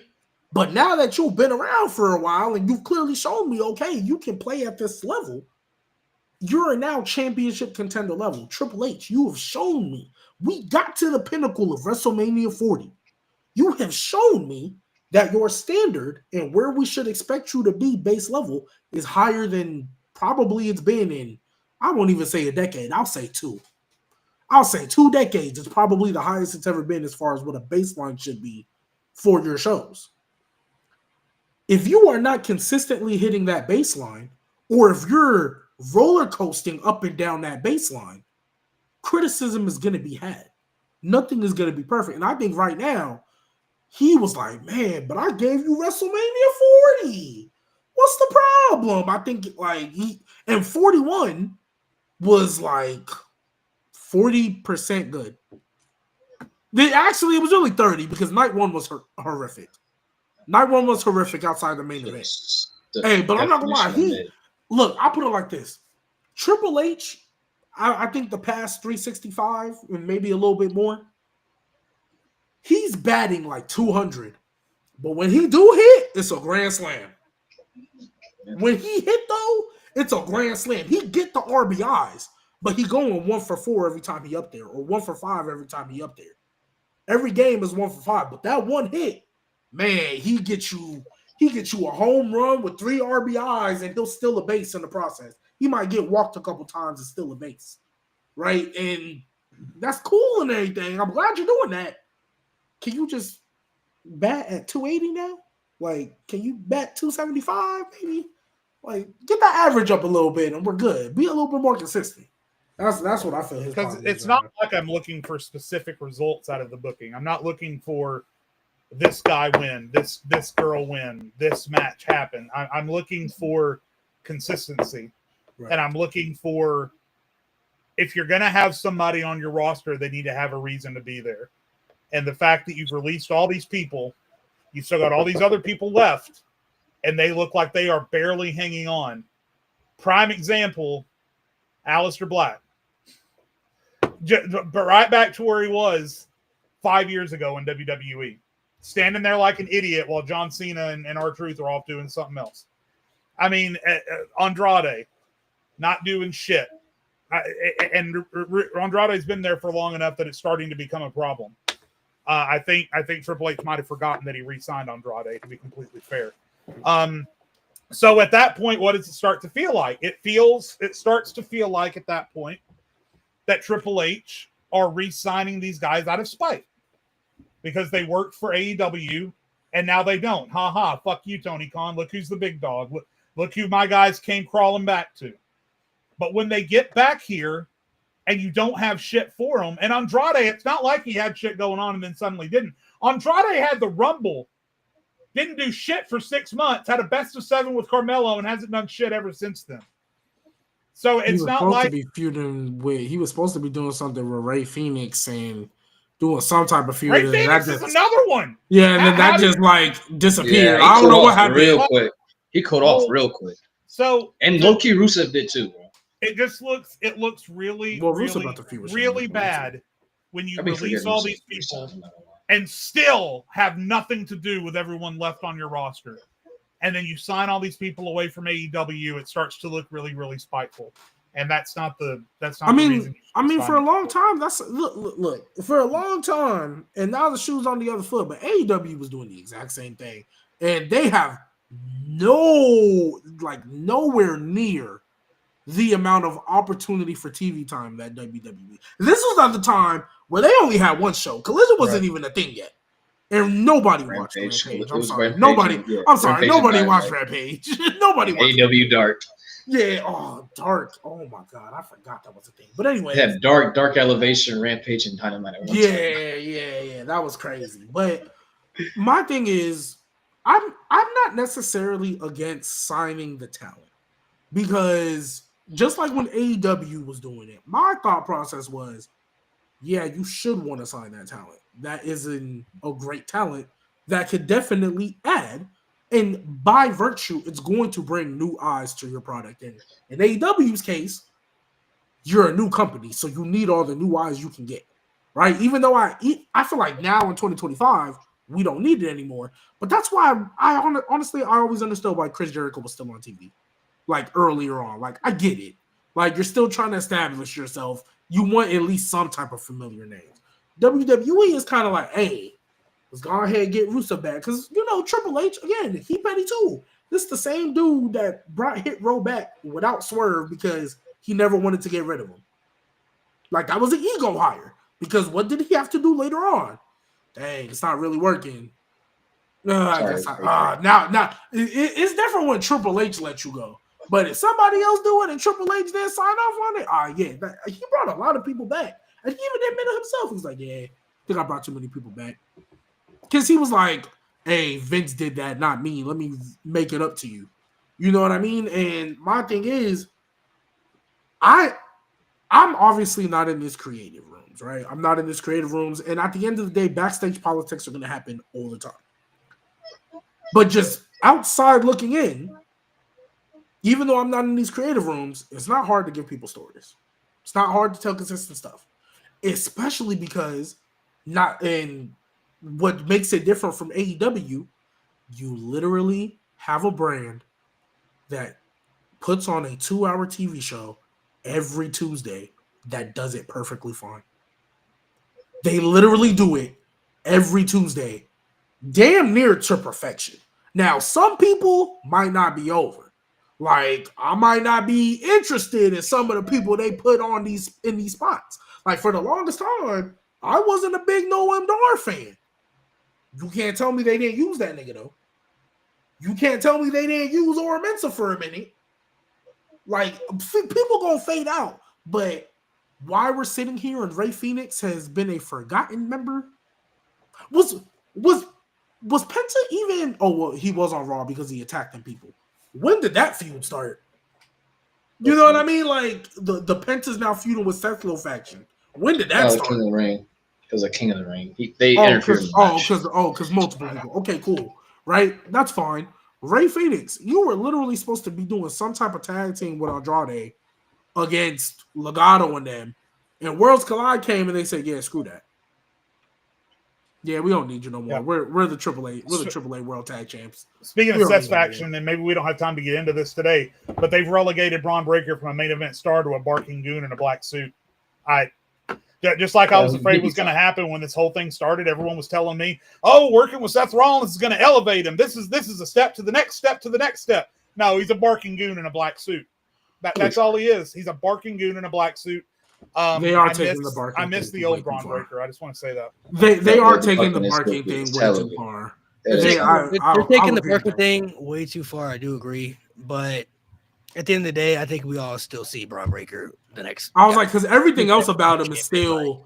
He's still going to be the next guy. I can't have everything this conversation we've been having about how WWE's booking has been inconsistent at best, and then give them the benefit of the doubt that he's going to recover from being a barking goon in a black suit to be the main event star that he was on his way to being before you reset him back to being a barking goon in a black suit. I mean, to be fair, if you had left him alone and let him keep going, he'd have been fine. I disagree. But you relegated him to being a barking goon in a black suit. He wasn't doing shit before this. A twin barking goon in a black suit. It's not even just him. He's a twin.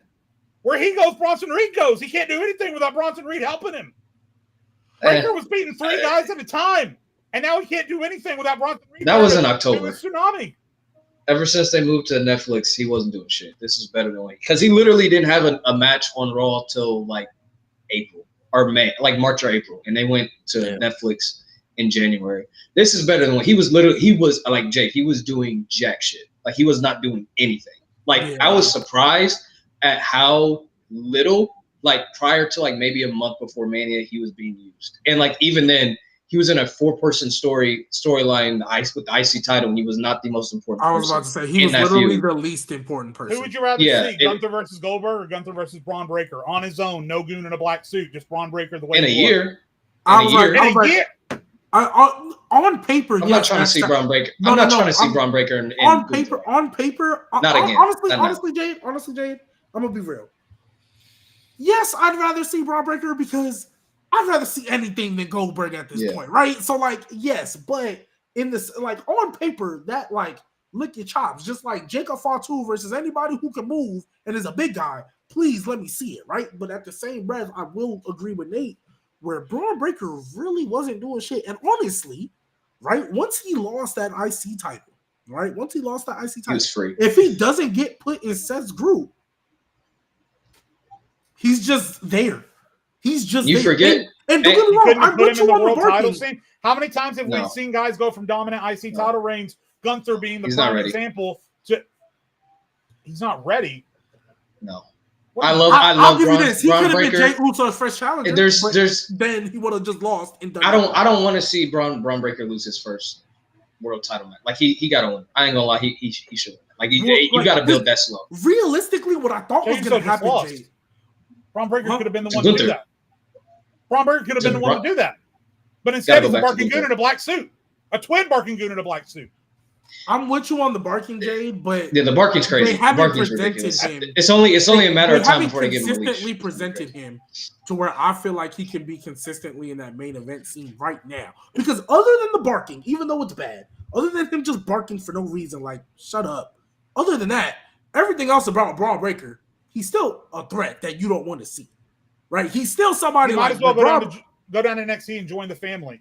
Tag team with Channing Stacks Lorenzo. That's crazy. It's not that bad. It's not that bad. I do agree with Jade. I feel like honestly they could have just after WrestleMania they could have just built him up to win King of the Ring and I would have bought it. I'd be like, yep, I see it. He's ready. Like he's more than ready to move up to that main event scene. But even then, him still barking, I still look at him as like, yeah, he's still gonna be the next guy. It's still him. Like it is gonna be him. Just a matter of when they want to do it.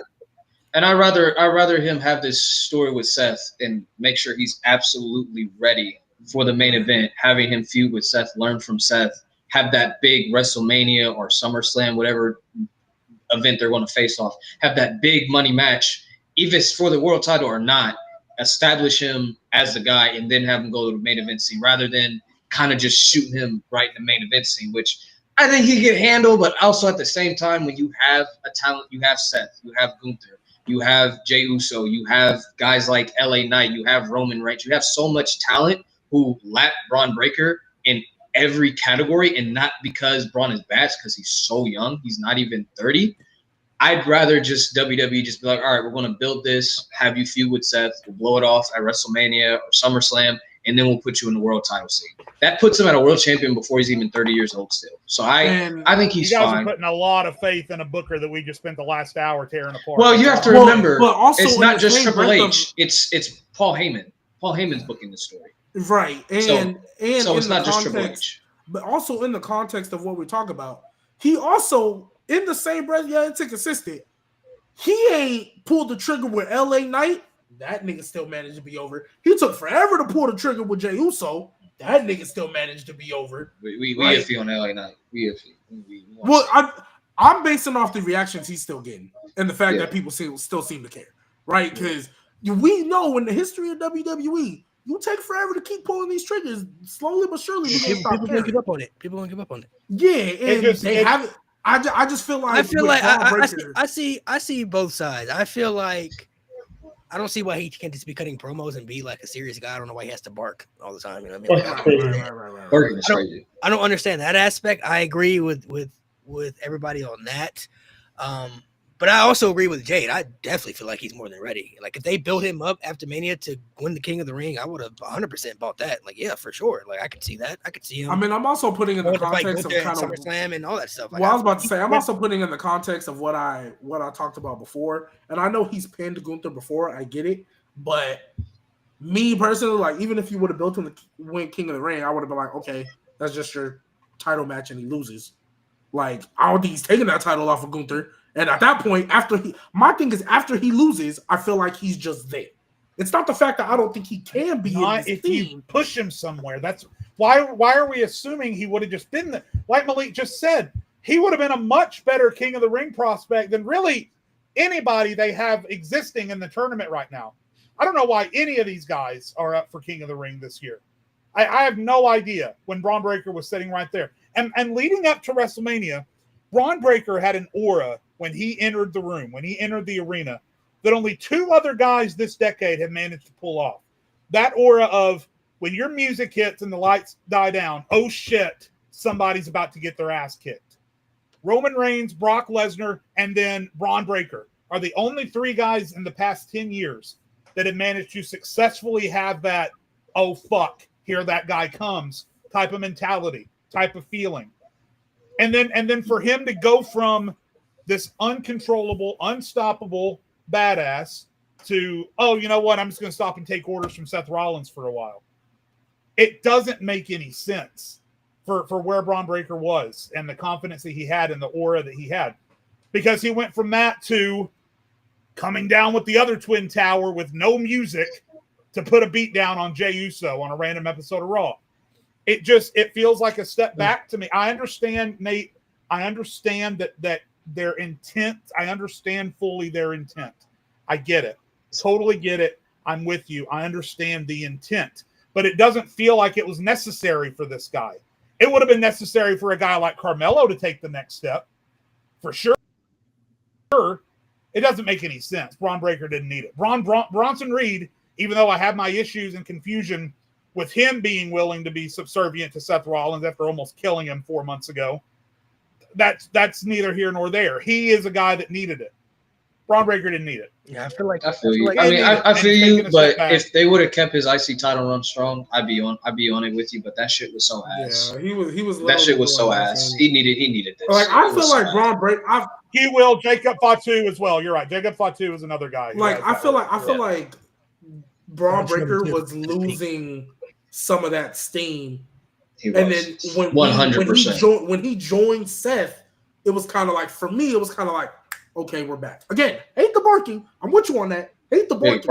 Everything else about him, like, I'm perfectly fine. Yeah, because they almost had it again at the Royal Rumble when he Spirit Roman. They almost had it. They were so fucking close, and then they didn't do shit with him.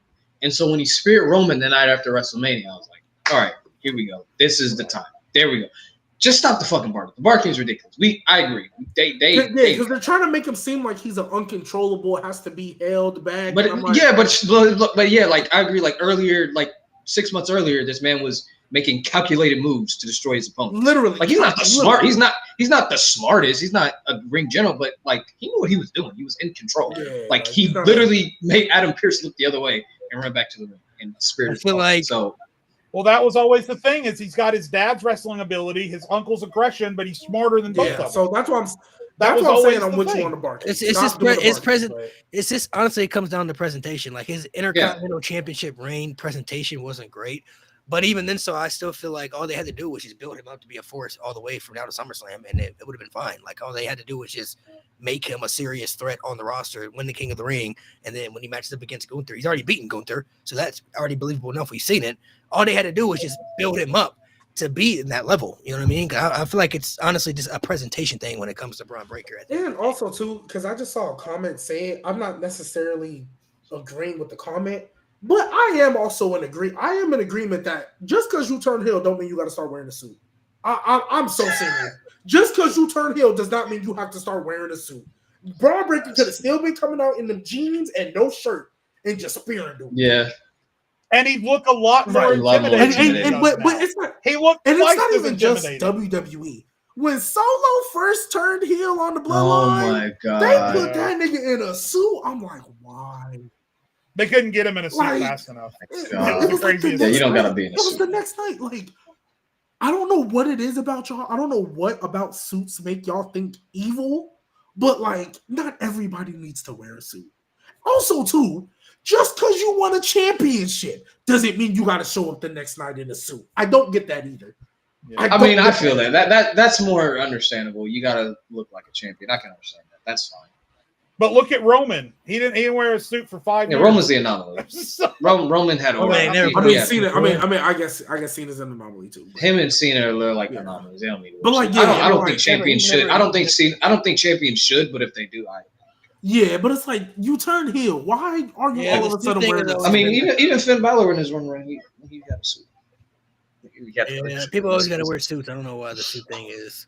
I feel like if you're gonna put on like fashionable clothes, at least try to make it different. You know what I mean? Like, for Solo, at least if he was coming out with turtlenecks, just have him come out with a turtleneck. You feel me? Like no suit. Yeah, I don't know why he had to. Yeah, that would have been fine. That would have been fine. Have him come out with the gloves too. The gloves was OD. Nobody else is wearing a turtleneck. Like, that could be his thing. You know what I mean? Like he could do that every week, different color. You want to wear something silk. You know, the silk. You know, dress up shirt, whatever. Like something different.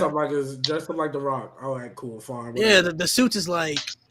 It makes it different, you know what I mean? Like like you said with The Rock, he come out with the Gucci stuff, but it's like the vest, you know what I mean? It's different. They did have the Street Profits wearing suits too. Yeah. Cut it out, bro. Cut it out. They did have the Street Profits wearing. Hey, I gotta jump off at my normal time, but real quick, assuming Hallie is healthy, who do we have in game 7? I'm going with the Sirs. I've been going with the Sirs the whole time. I'm going with the Sirs. I'm throwing my names. I got the Pacers, bro. I bet on the Pacers. You all have the Pacers? Yeah, I want to see them win, bro. I want to see them win. I do too. I mean, I want to pick the Pacers, but I just have a hard time in OKC. Well, they already proved they can win in game 1, though. So game 1. Here's the thing. It's really going to depend on one man determines the winner of this game. It's not Shea. It's not Tyrese. It's not even the spin cycle. It's that motherfucker Lou Dort. That motherfucker Lou Dort. Because if that nigga start acting like he Klay Thompson, it's up. It's up. Yeah. I think Dort and Pascal Siakam are gonna determine who wins the. If Siakam is throwing elbows, grabbing rebounds, and dominating on the defensive end, that's gonna give the Pacers a much better chance. But if Lou Dort just starts shooting the lights out, because literally, bro, like Lou Dort, he'll go on streaks where like you're not a shooter like that, but freaking 5 threes in a row, you'll go on a 15-0 run by yourself. Shut up. You're not like that. Like, what are you doing? Divorce court, child support, Lou Dort. Before we head off here, I guess we all can go ahead and sign off here in a minute anyway. We already talked about dabbling things that we talked about. Who's everybody? I think we got a super chat. Yeah, I got it saved. I'm going to get to that in a second too because I saved that one. I forgot you could save. You can save comment and stuff, so I've been saving that. But I got the super chat here. Actually, I'll go ahead and read the super chat real quick before I ask the question. Appreciate the super chat donation. Appreciate it. I think I figured out why people call Rhea and Becky Hogan, because they win a lot. That is actual factual information. Anytime you see a lot of a superstar, people always love the chase, but once you finally accomplish the goal of becoming an established star, then they don't want you in that spot anymore. It's a weird balance in professional wrestling. It's always been a thing. I don't know why. I'm not sure, but like anytime somebody gets built up to become the man or the woman, it's always fun to support them then. And then when they finally get the championship and they become an established star, and then they keep them there and they win championships time after time, then they become, Becky Hogan, or Hulk Hogan has to be attached to it every single time. I mean, all of a sudden, you know what they started saying about Gunther? Y'all see what they started saying about Gunther when he won a second time? What? Oh, y'all don't know how to put Gunther without a world title. Oh my god, that's literally his character. That I was like, every time I see people say that, I'm like, yeah, you didn't watch NXT. It's okay. Yeah, you didn't. Yeah, so. Who is one WWE legend that you do not have in your top 10 all time? Yeah, I know my answer. We're gonna circle around. Everybody can give an answer. One WWE legend that is still a legend in your eyes, but you don't have them in your top 10. I mean, the one that everyone knows about, obviously, is Hulk Hogan. I mean, I have my reasons. I've explained them repeatedly over the past 2.5 whatever years. Hulk Hogan, and also obviously it's been we made several episodes off of this statement, but I don't have Triple H as high as everyone else does. So those would be the two big ones. Would be Hulk Hogan and Triple H. You got The Rock in your top 10. Obviously, he was in your 10 for a minute.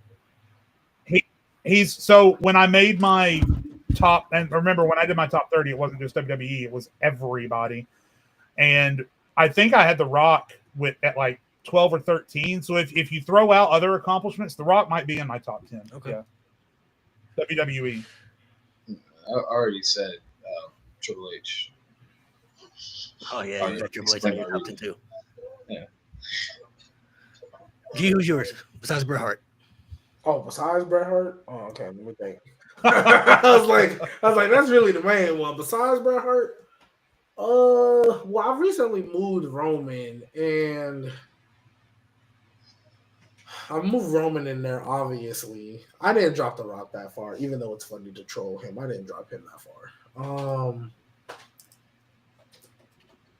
I did say Kofi over Triple H. Yeah, that was crazy. Yeah, that was crazy. I guess the one that low-key could get pushed out, and I probably wouldn't say too much about, is Edge. Even though I still have him there, if somebody decided to go ahead and make that Seth Rollins flip, kind of throw my hands up. Even though I do think Edge still has I guess the iconic and the impact, for sure, impact in the tag team. Like, unfortunately, Seth Shield was great.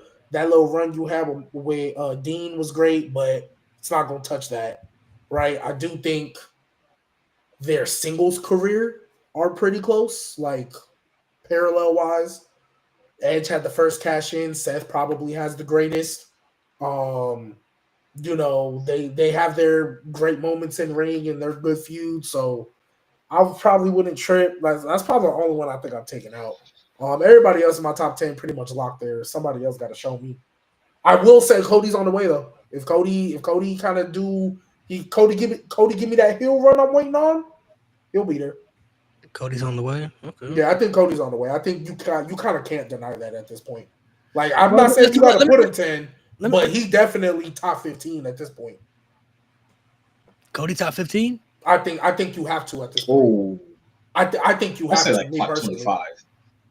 Top 25. Well, the reason why I feel like you have to, and y'all know me, even though Cody top 15. Are we talking WWE or WWE. all total?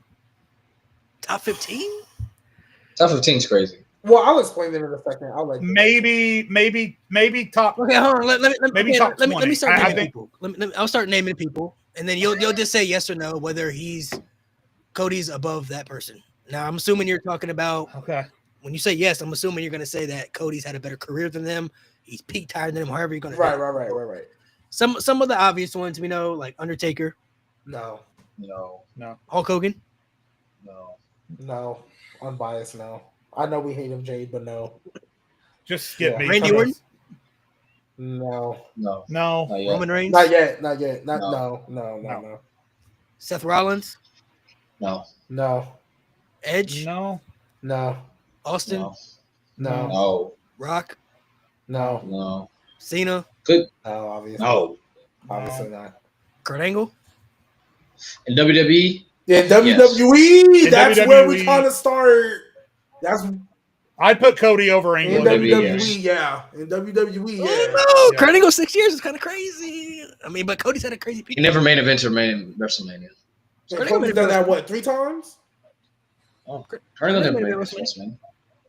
Oh, yeah, he did. He did. He made it WrestleMania. And Kurt Angle got one of the crazy rookie years ever, too, though. No, you're right. All right, what about Jericho? WWE? WWE, yeah. WWE. WWE, that's where he's kind of at. He's kind of in that, like, I'm going to put him over him, but, like. Over Jericho? I might have to, bro. I might have to. I'm going to put Jericho over Cody for now, too, but if Cody gets one more main event, big world title run, he's leapfrogging him. Yeah. It's very close. Yes. Yeah, he cleared that nigga. Yeah, better WWE career than Rey Mysterio, yeah. Sadly, that's hard. Yes. Sadly, yes, though. This is very close. It's super close. Because I'm going to say yes. Punk right now, for me, is floating around my top 15. The only thing Punk had over him before Cody came back was those world title wins he had before he left. But now Cody has surpassed that with the 2 Royal Rumbles, 2 WrestleMania main events. What about Shawn Michaels is a no? No. Triple H is a no. Is a no. Well, I don't know for Jade. It should be a no. For me, it's a no, but for Jade, it might not be. No. For Jade, it might not be. Bret Hart? Yeah, he's over Bret. Yeah. So the reason why I said I feel like for me he's got to be top 15 is because at least with me, if you have great longevity, I definitely add it to you. But like for me, because like I have guys like Austin and I have people with short peaks that I rank highly. I mean, shit, Roman Reigns that jumped all the way to 5 for me just because of that peak, right? When it comes to Cody, no, Cody didn't have a Roman Reigns, Stone Cold, Austin-like peak, but 2 Royal Rumbles, 3 WrestleMania main events, and you ended one of the you was the face of the company, ended one of the longest title reigns in history, and I mean, he had a really good title run, that 365 he had, and he about to get it back. So for me, just based on you also got to remember his first run too. His first run was. He was started. Yeah, if we always talking about we always talking about lows on here too. Stardust is a low. Right. It is a low. So that's why I'm like, it's not as low as Big Dog, but it's definitely right. But in fairness, we're talking about Jobber though. Roman was main event. No, dude, that was not a main event. That was not a main. I'm not Stardust and Big Dog as far as like the level of damage that did to someone's career is nowhere near because they weren't putting Stardust against Brock Lesnar in that main event. They were putting Stardust against. But Stardust was we're talking about a jobber though. Like you're not important. No, he's a jobber. You're basically telling me like you're not important to our brain. That's basically what Stardust. No, it was bad. I would say it was bad, but at least he wasn't in the main event position. They were like, we're gonna give you Stardust. You know, like they weren't. I wouldn't. He wasn't in the main event position, but if I'm looking at it, I think I would much rather have a bad gimmick in the main event spot than have a bad gimmick and just say you're a jobber, you're not important to our show. Like it doesn't matter. It doesn't matter what you prefer. That doesn't that your ranking is going to be hurt severely if your bad gimmick is pushed as the thing, the biggest thing in this company versus making a jobber. Being a jobber definitely takes you like out of top 10 conversation. Like Cody, I don't think will ever be top 10 because of that Stardust shit. Like you being a jobber, it will take you out of top 10. I don't think it'll take him out of top 15, but definitely takes him out of top 10. Cody will never be top 10. For me, no. If you say Stardust is as bad as it, like being a jobber, yeah, it's bad. Like you're a jobber. Like there's no jobbers in the top 10. Like obviously, when you start off, you're going to be you got to start somewhere. But Cody was like in the middle of his career. Like he wasn't a main eventer.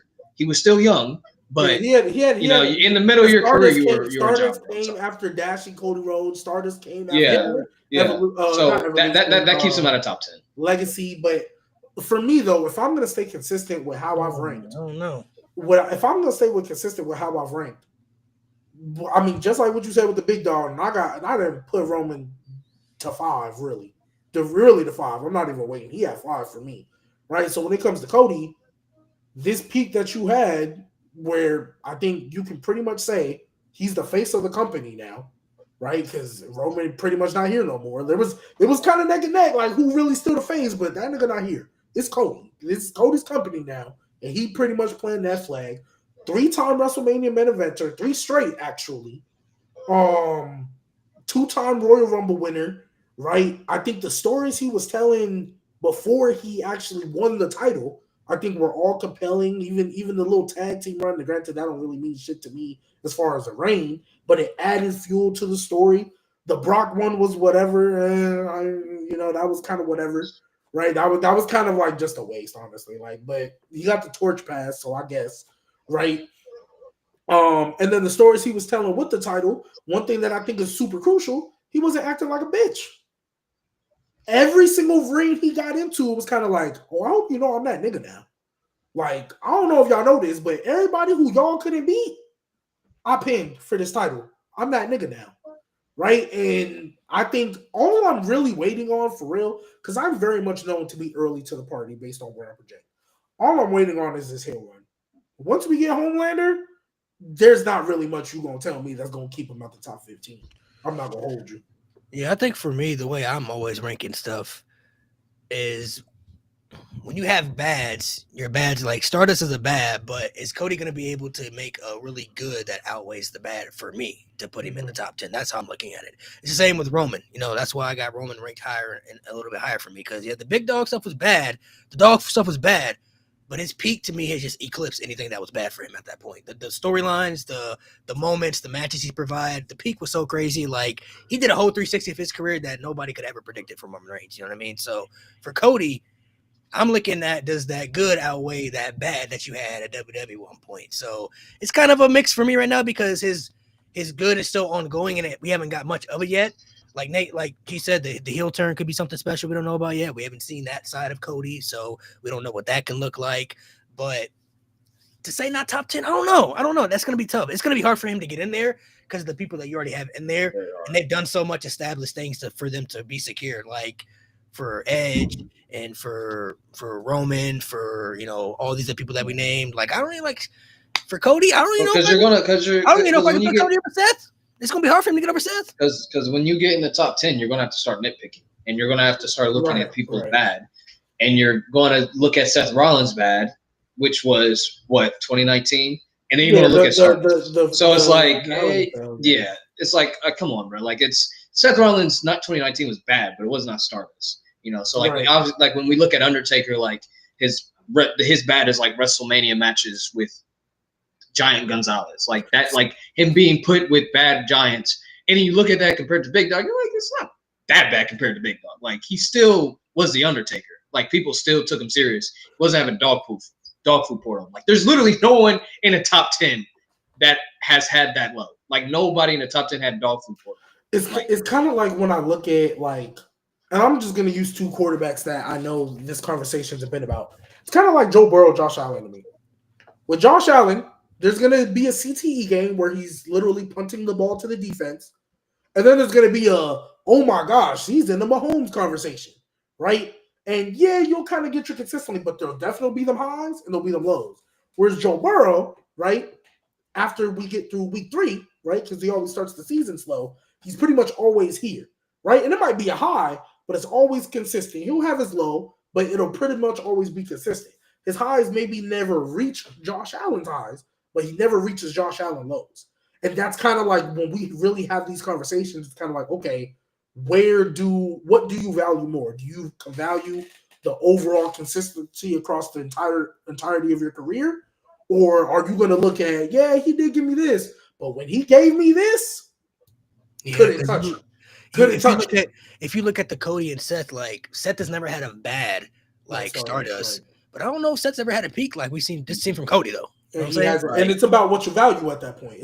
So I think it kind of it's a weird balance. You know what I mean? Like, Roman Reigns' dog food was really bad, but I feel like Roman was at a stage where he felt so bulletproof. It just certain people can take L's like that, and you just know at the end of the day, like, yeah, that's still their guy though. Like we saw John Cena lose a match to Kevin Federline as when he was the WWE champion on Raw. He was literally their top champion, and he lost a match to Britney Spears' ex-husband. But I don't think people looked at John Cena differently. Like, yeah, he lost to John Laurinaitis. He lost to John Laurinaitis in the main event of a pay-per-view. But I don't think anybody else on that roster at that time frame loses a pay-per-view main event to John Laurinaitis. You're cooked. You're done for it. Even if it was CM Punk, I'd be like, yeah, you're done. I don't know how you do it. CM Punk would have lost to John Laurinaitis. Isn't it true that CM Punk was supposed to lose to Kevin Nash? Wasn't he supposed to lose to Kevin Nash? Wait. Imagine we live in a universe where John Laurinaitis beat CM Punk for the WWE Championship. He'd have been fried. I mean, John Laurinaitis does have a 5-star match, so I mean, it's not too far-fetched. He'd have been fried. But anybody else in that position, because it was John Cena, would have been crazy. No, nobody looked at John Cena was like affected by that. You know what I mean? What if he with the title? What if he would have pulled Shane McMahon and said, "I'm the best in the world now"? Well, hold on. Gee, I ain't gonna lie, bro. I ain't gonna lie. If it wasn't Vince booking it, I think you could have a good cook if it wasn't Vince. Like if you actually had some nuance to it, it could actually be nasty. To see a Punk at the height of his powers? That'd be nasty. Like, bro, probably towards like SummerSlam. Put it SummerSlam. Because you got to think too, CM Punk was the champion. He still wasn't even the focal point of the show. He wasn't even main eventing shows. He was in the middle of shows. We know because they was getting ready for Cena versus The Rock again. We know that. Yeah. No, but I'm saying even if Cena lost, Cena was still he was main eventing with John Laurinaitis over Daniel Bryan and CM Punk. Daniel Bryan and CM Punk. That's insane. Big Show and John Cena got a main event over CM Punk at a pay-per-view. Like we know that's. But I mean, you also gotta. I mean, we know how Vince was at the time. I don't care who was your champion. I feel like if anybody else but John Cena. But there's certain, like I said, there's certain people that you know are bulletproof. Like when Cena cooked Roman on the mic, it was embarrassing. But I think we also felt like Roman still won the match though. Like We knew. He's still the guy. He's still the guy. It's okay. He took an L, but they still like him. You don't think he bounced back? The couple of weeks when he he beat Roman. He beat Cena. No. I'm not talking about in the match. I'm talking about in the promo. I mean, he had a little bounce back, but it was like anybody else in that position. Like when he cooked Austin Theory, bro, it was done. You're done. You feel me? Like it's over. We didn't view Roman Reigns in that same aspect. It was like even though we still knew Austin Theory was going to win that match, he was cooked. Yeah, Roman Reigns though, you got it, bro. You'll be all right. He made it at WrestleMania the next year again. You know what I mean? Like he's all right. So CM Punk. So there's CM Punk losing John Laurinaitis. It would have been good, but I mean, still would have been. I think somebody said CM Punk could have survived that. Oh no, there's only two people that could have survived that at that time that you knew were established Vince guys. It would have been Cena and Brock Lesnar. The only two guys that would have been established. Imagine Lesnar goes Rhodes. Imagine Lesnar goes rogue against Laurinaitis and Laurinaitis beats him. That would have been crazy. It becomes a Big Show, and they run Brock Lesnar and Big Show in 2012. Run that back. I mean, they did it in 2013. I was about to say, yeah. Oh my god. I think it was 2014. Royal Rumble 2014 when they did it was a little filler match. Oh, hold on, don't let me fantasy book now. Dang, did Brock Lesnar also fight like Mark Henry and Kane or something at the show? Yeah, no, he fought Mark Henry on house show or something. No, it was a pay-per-view match. They built to it.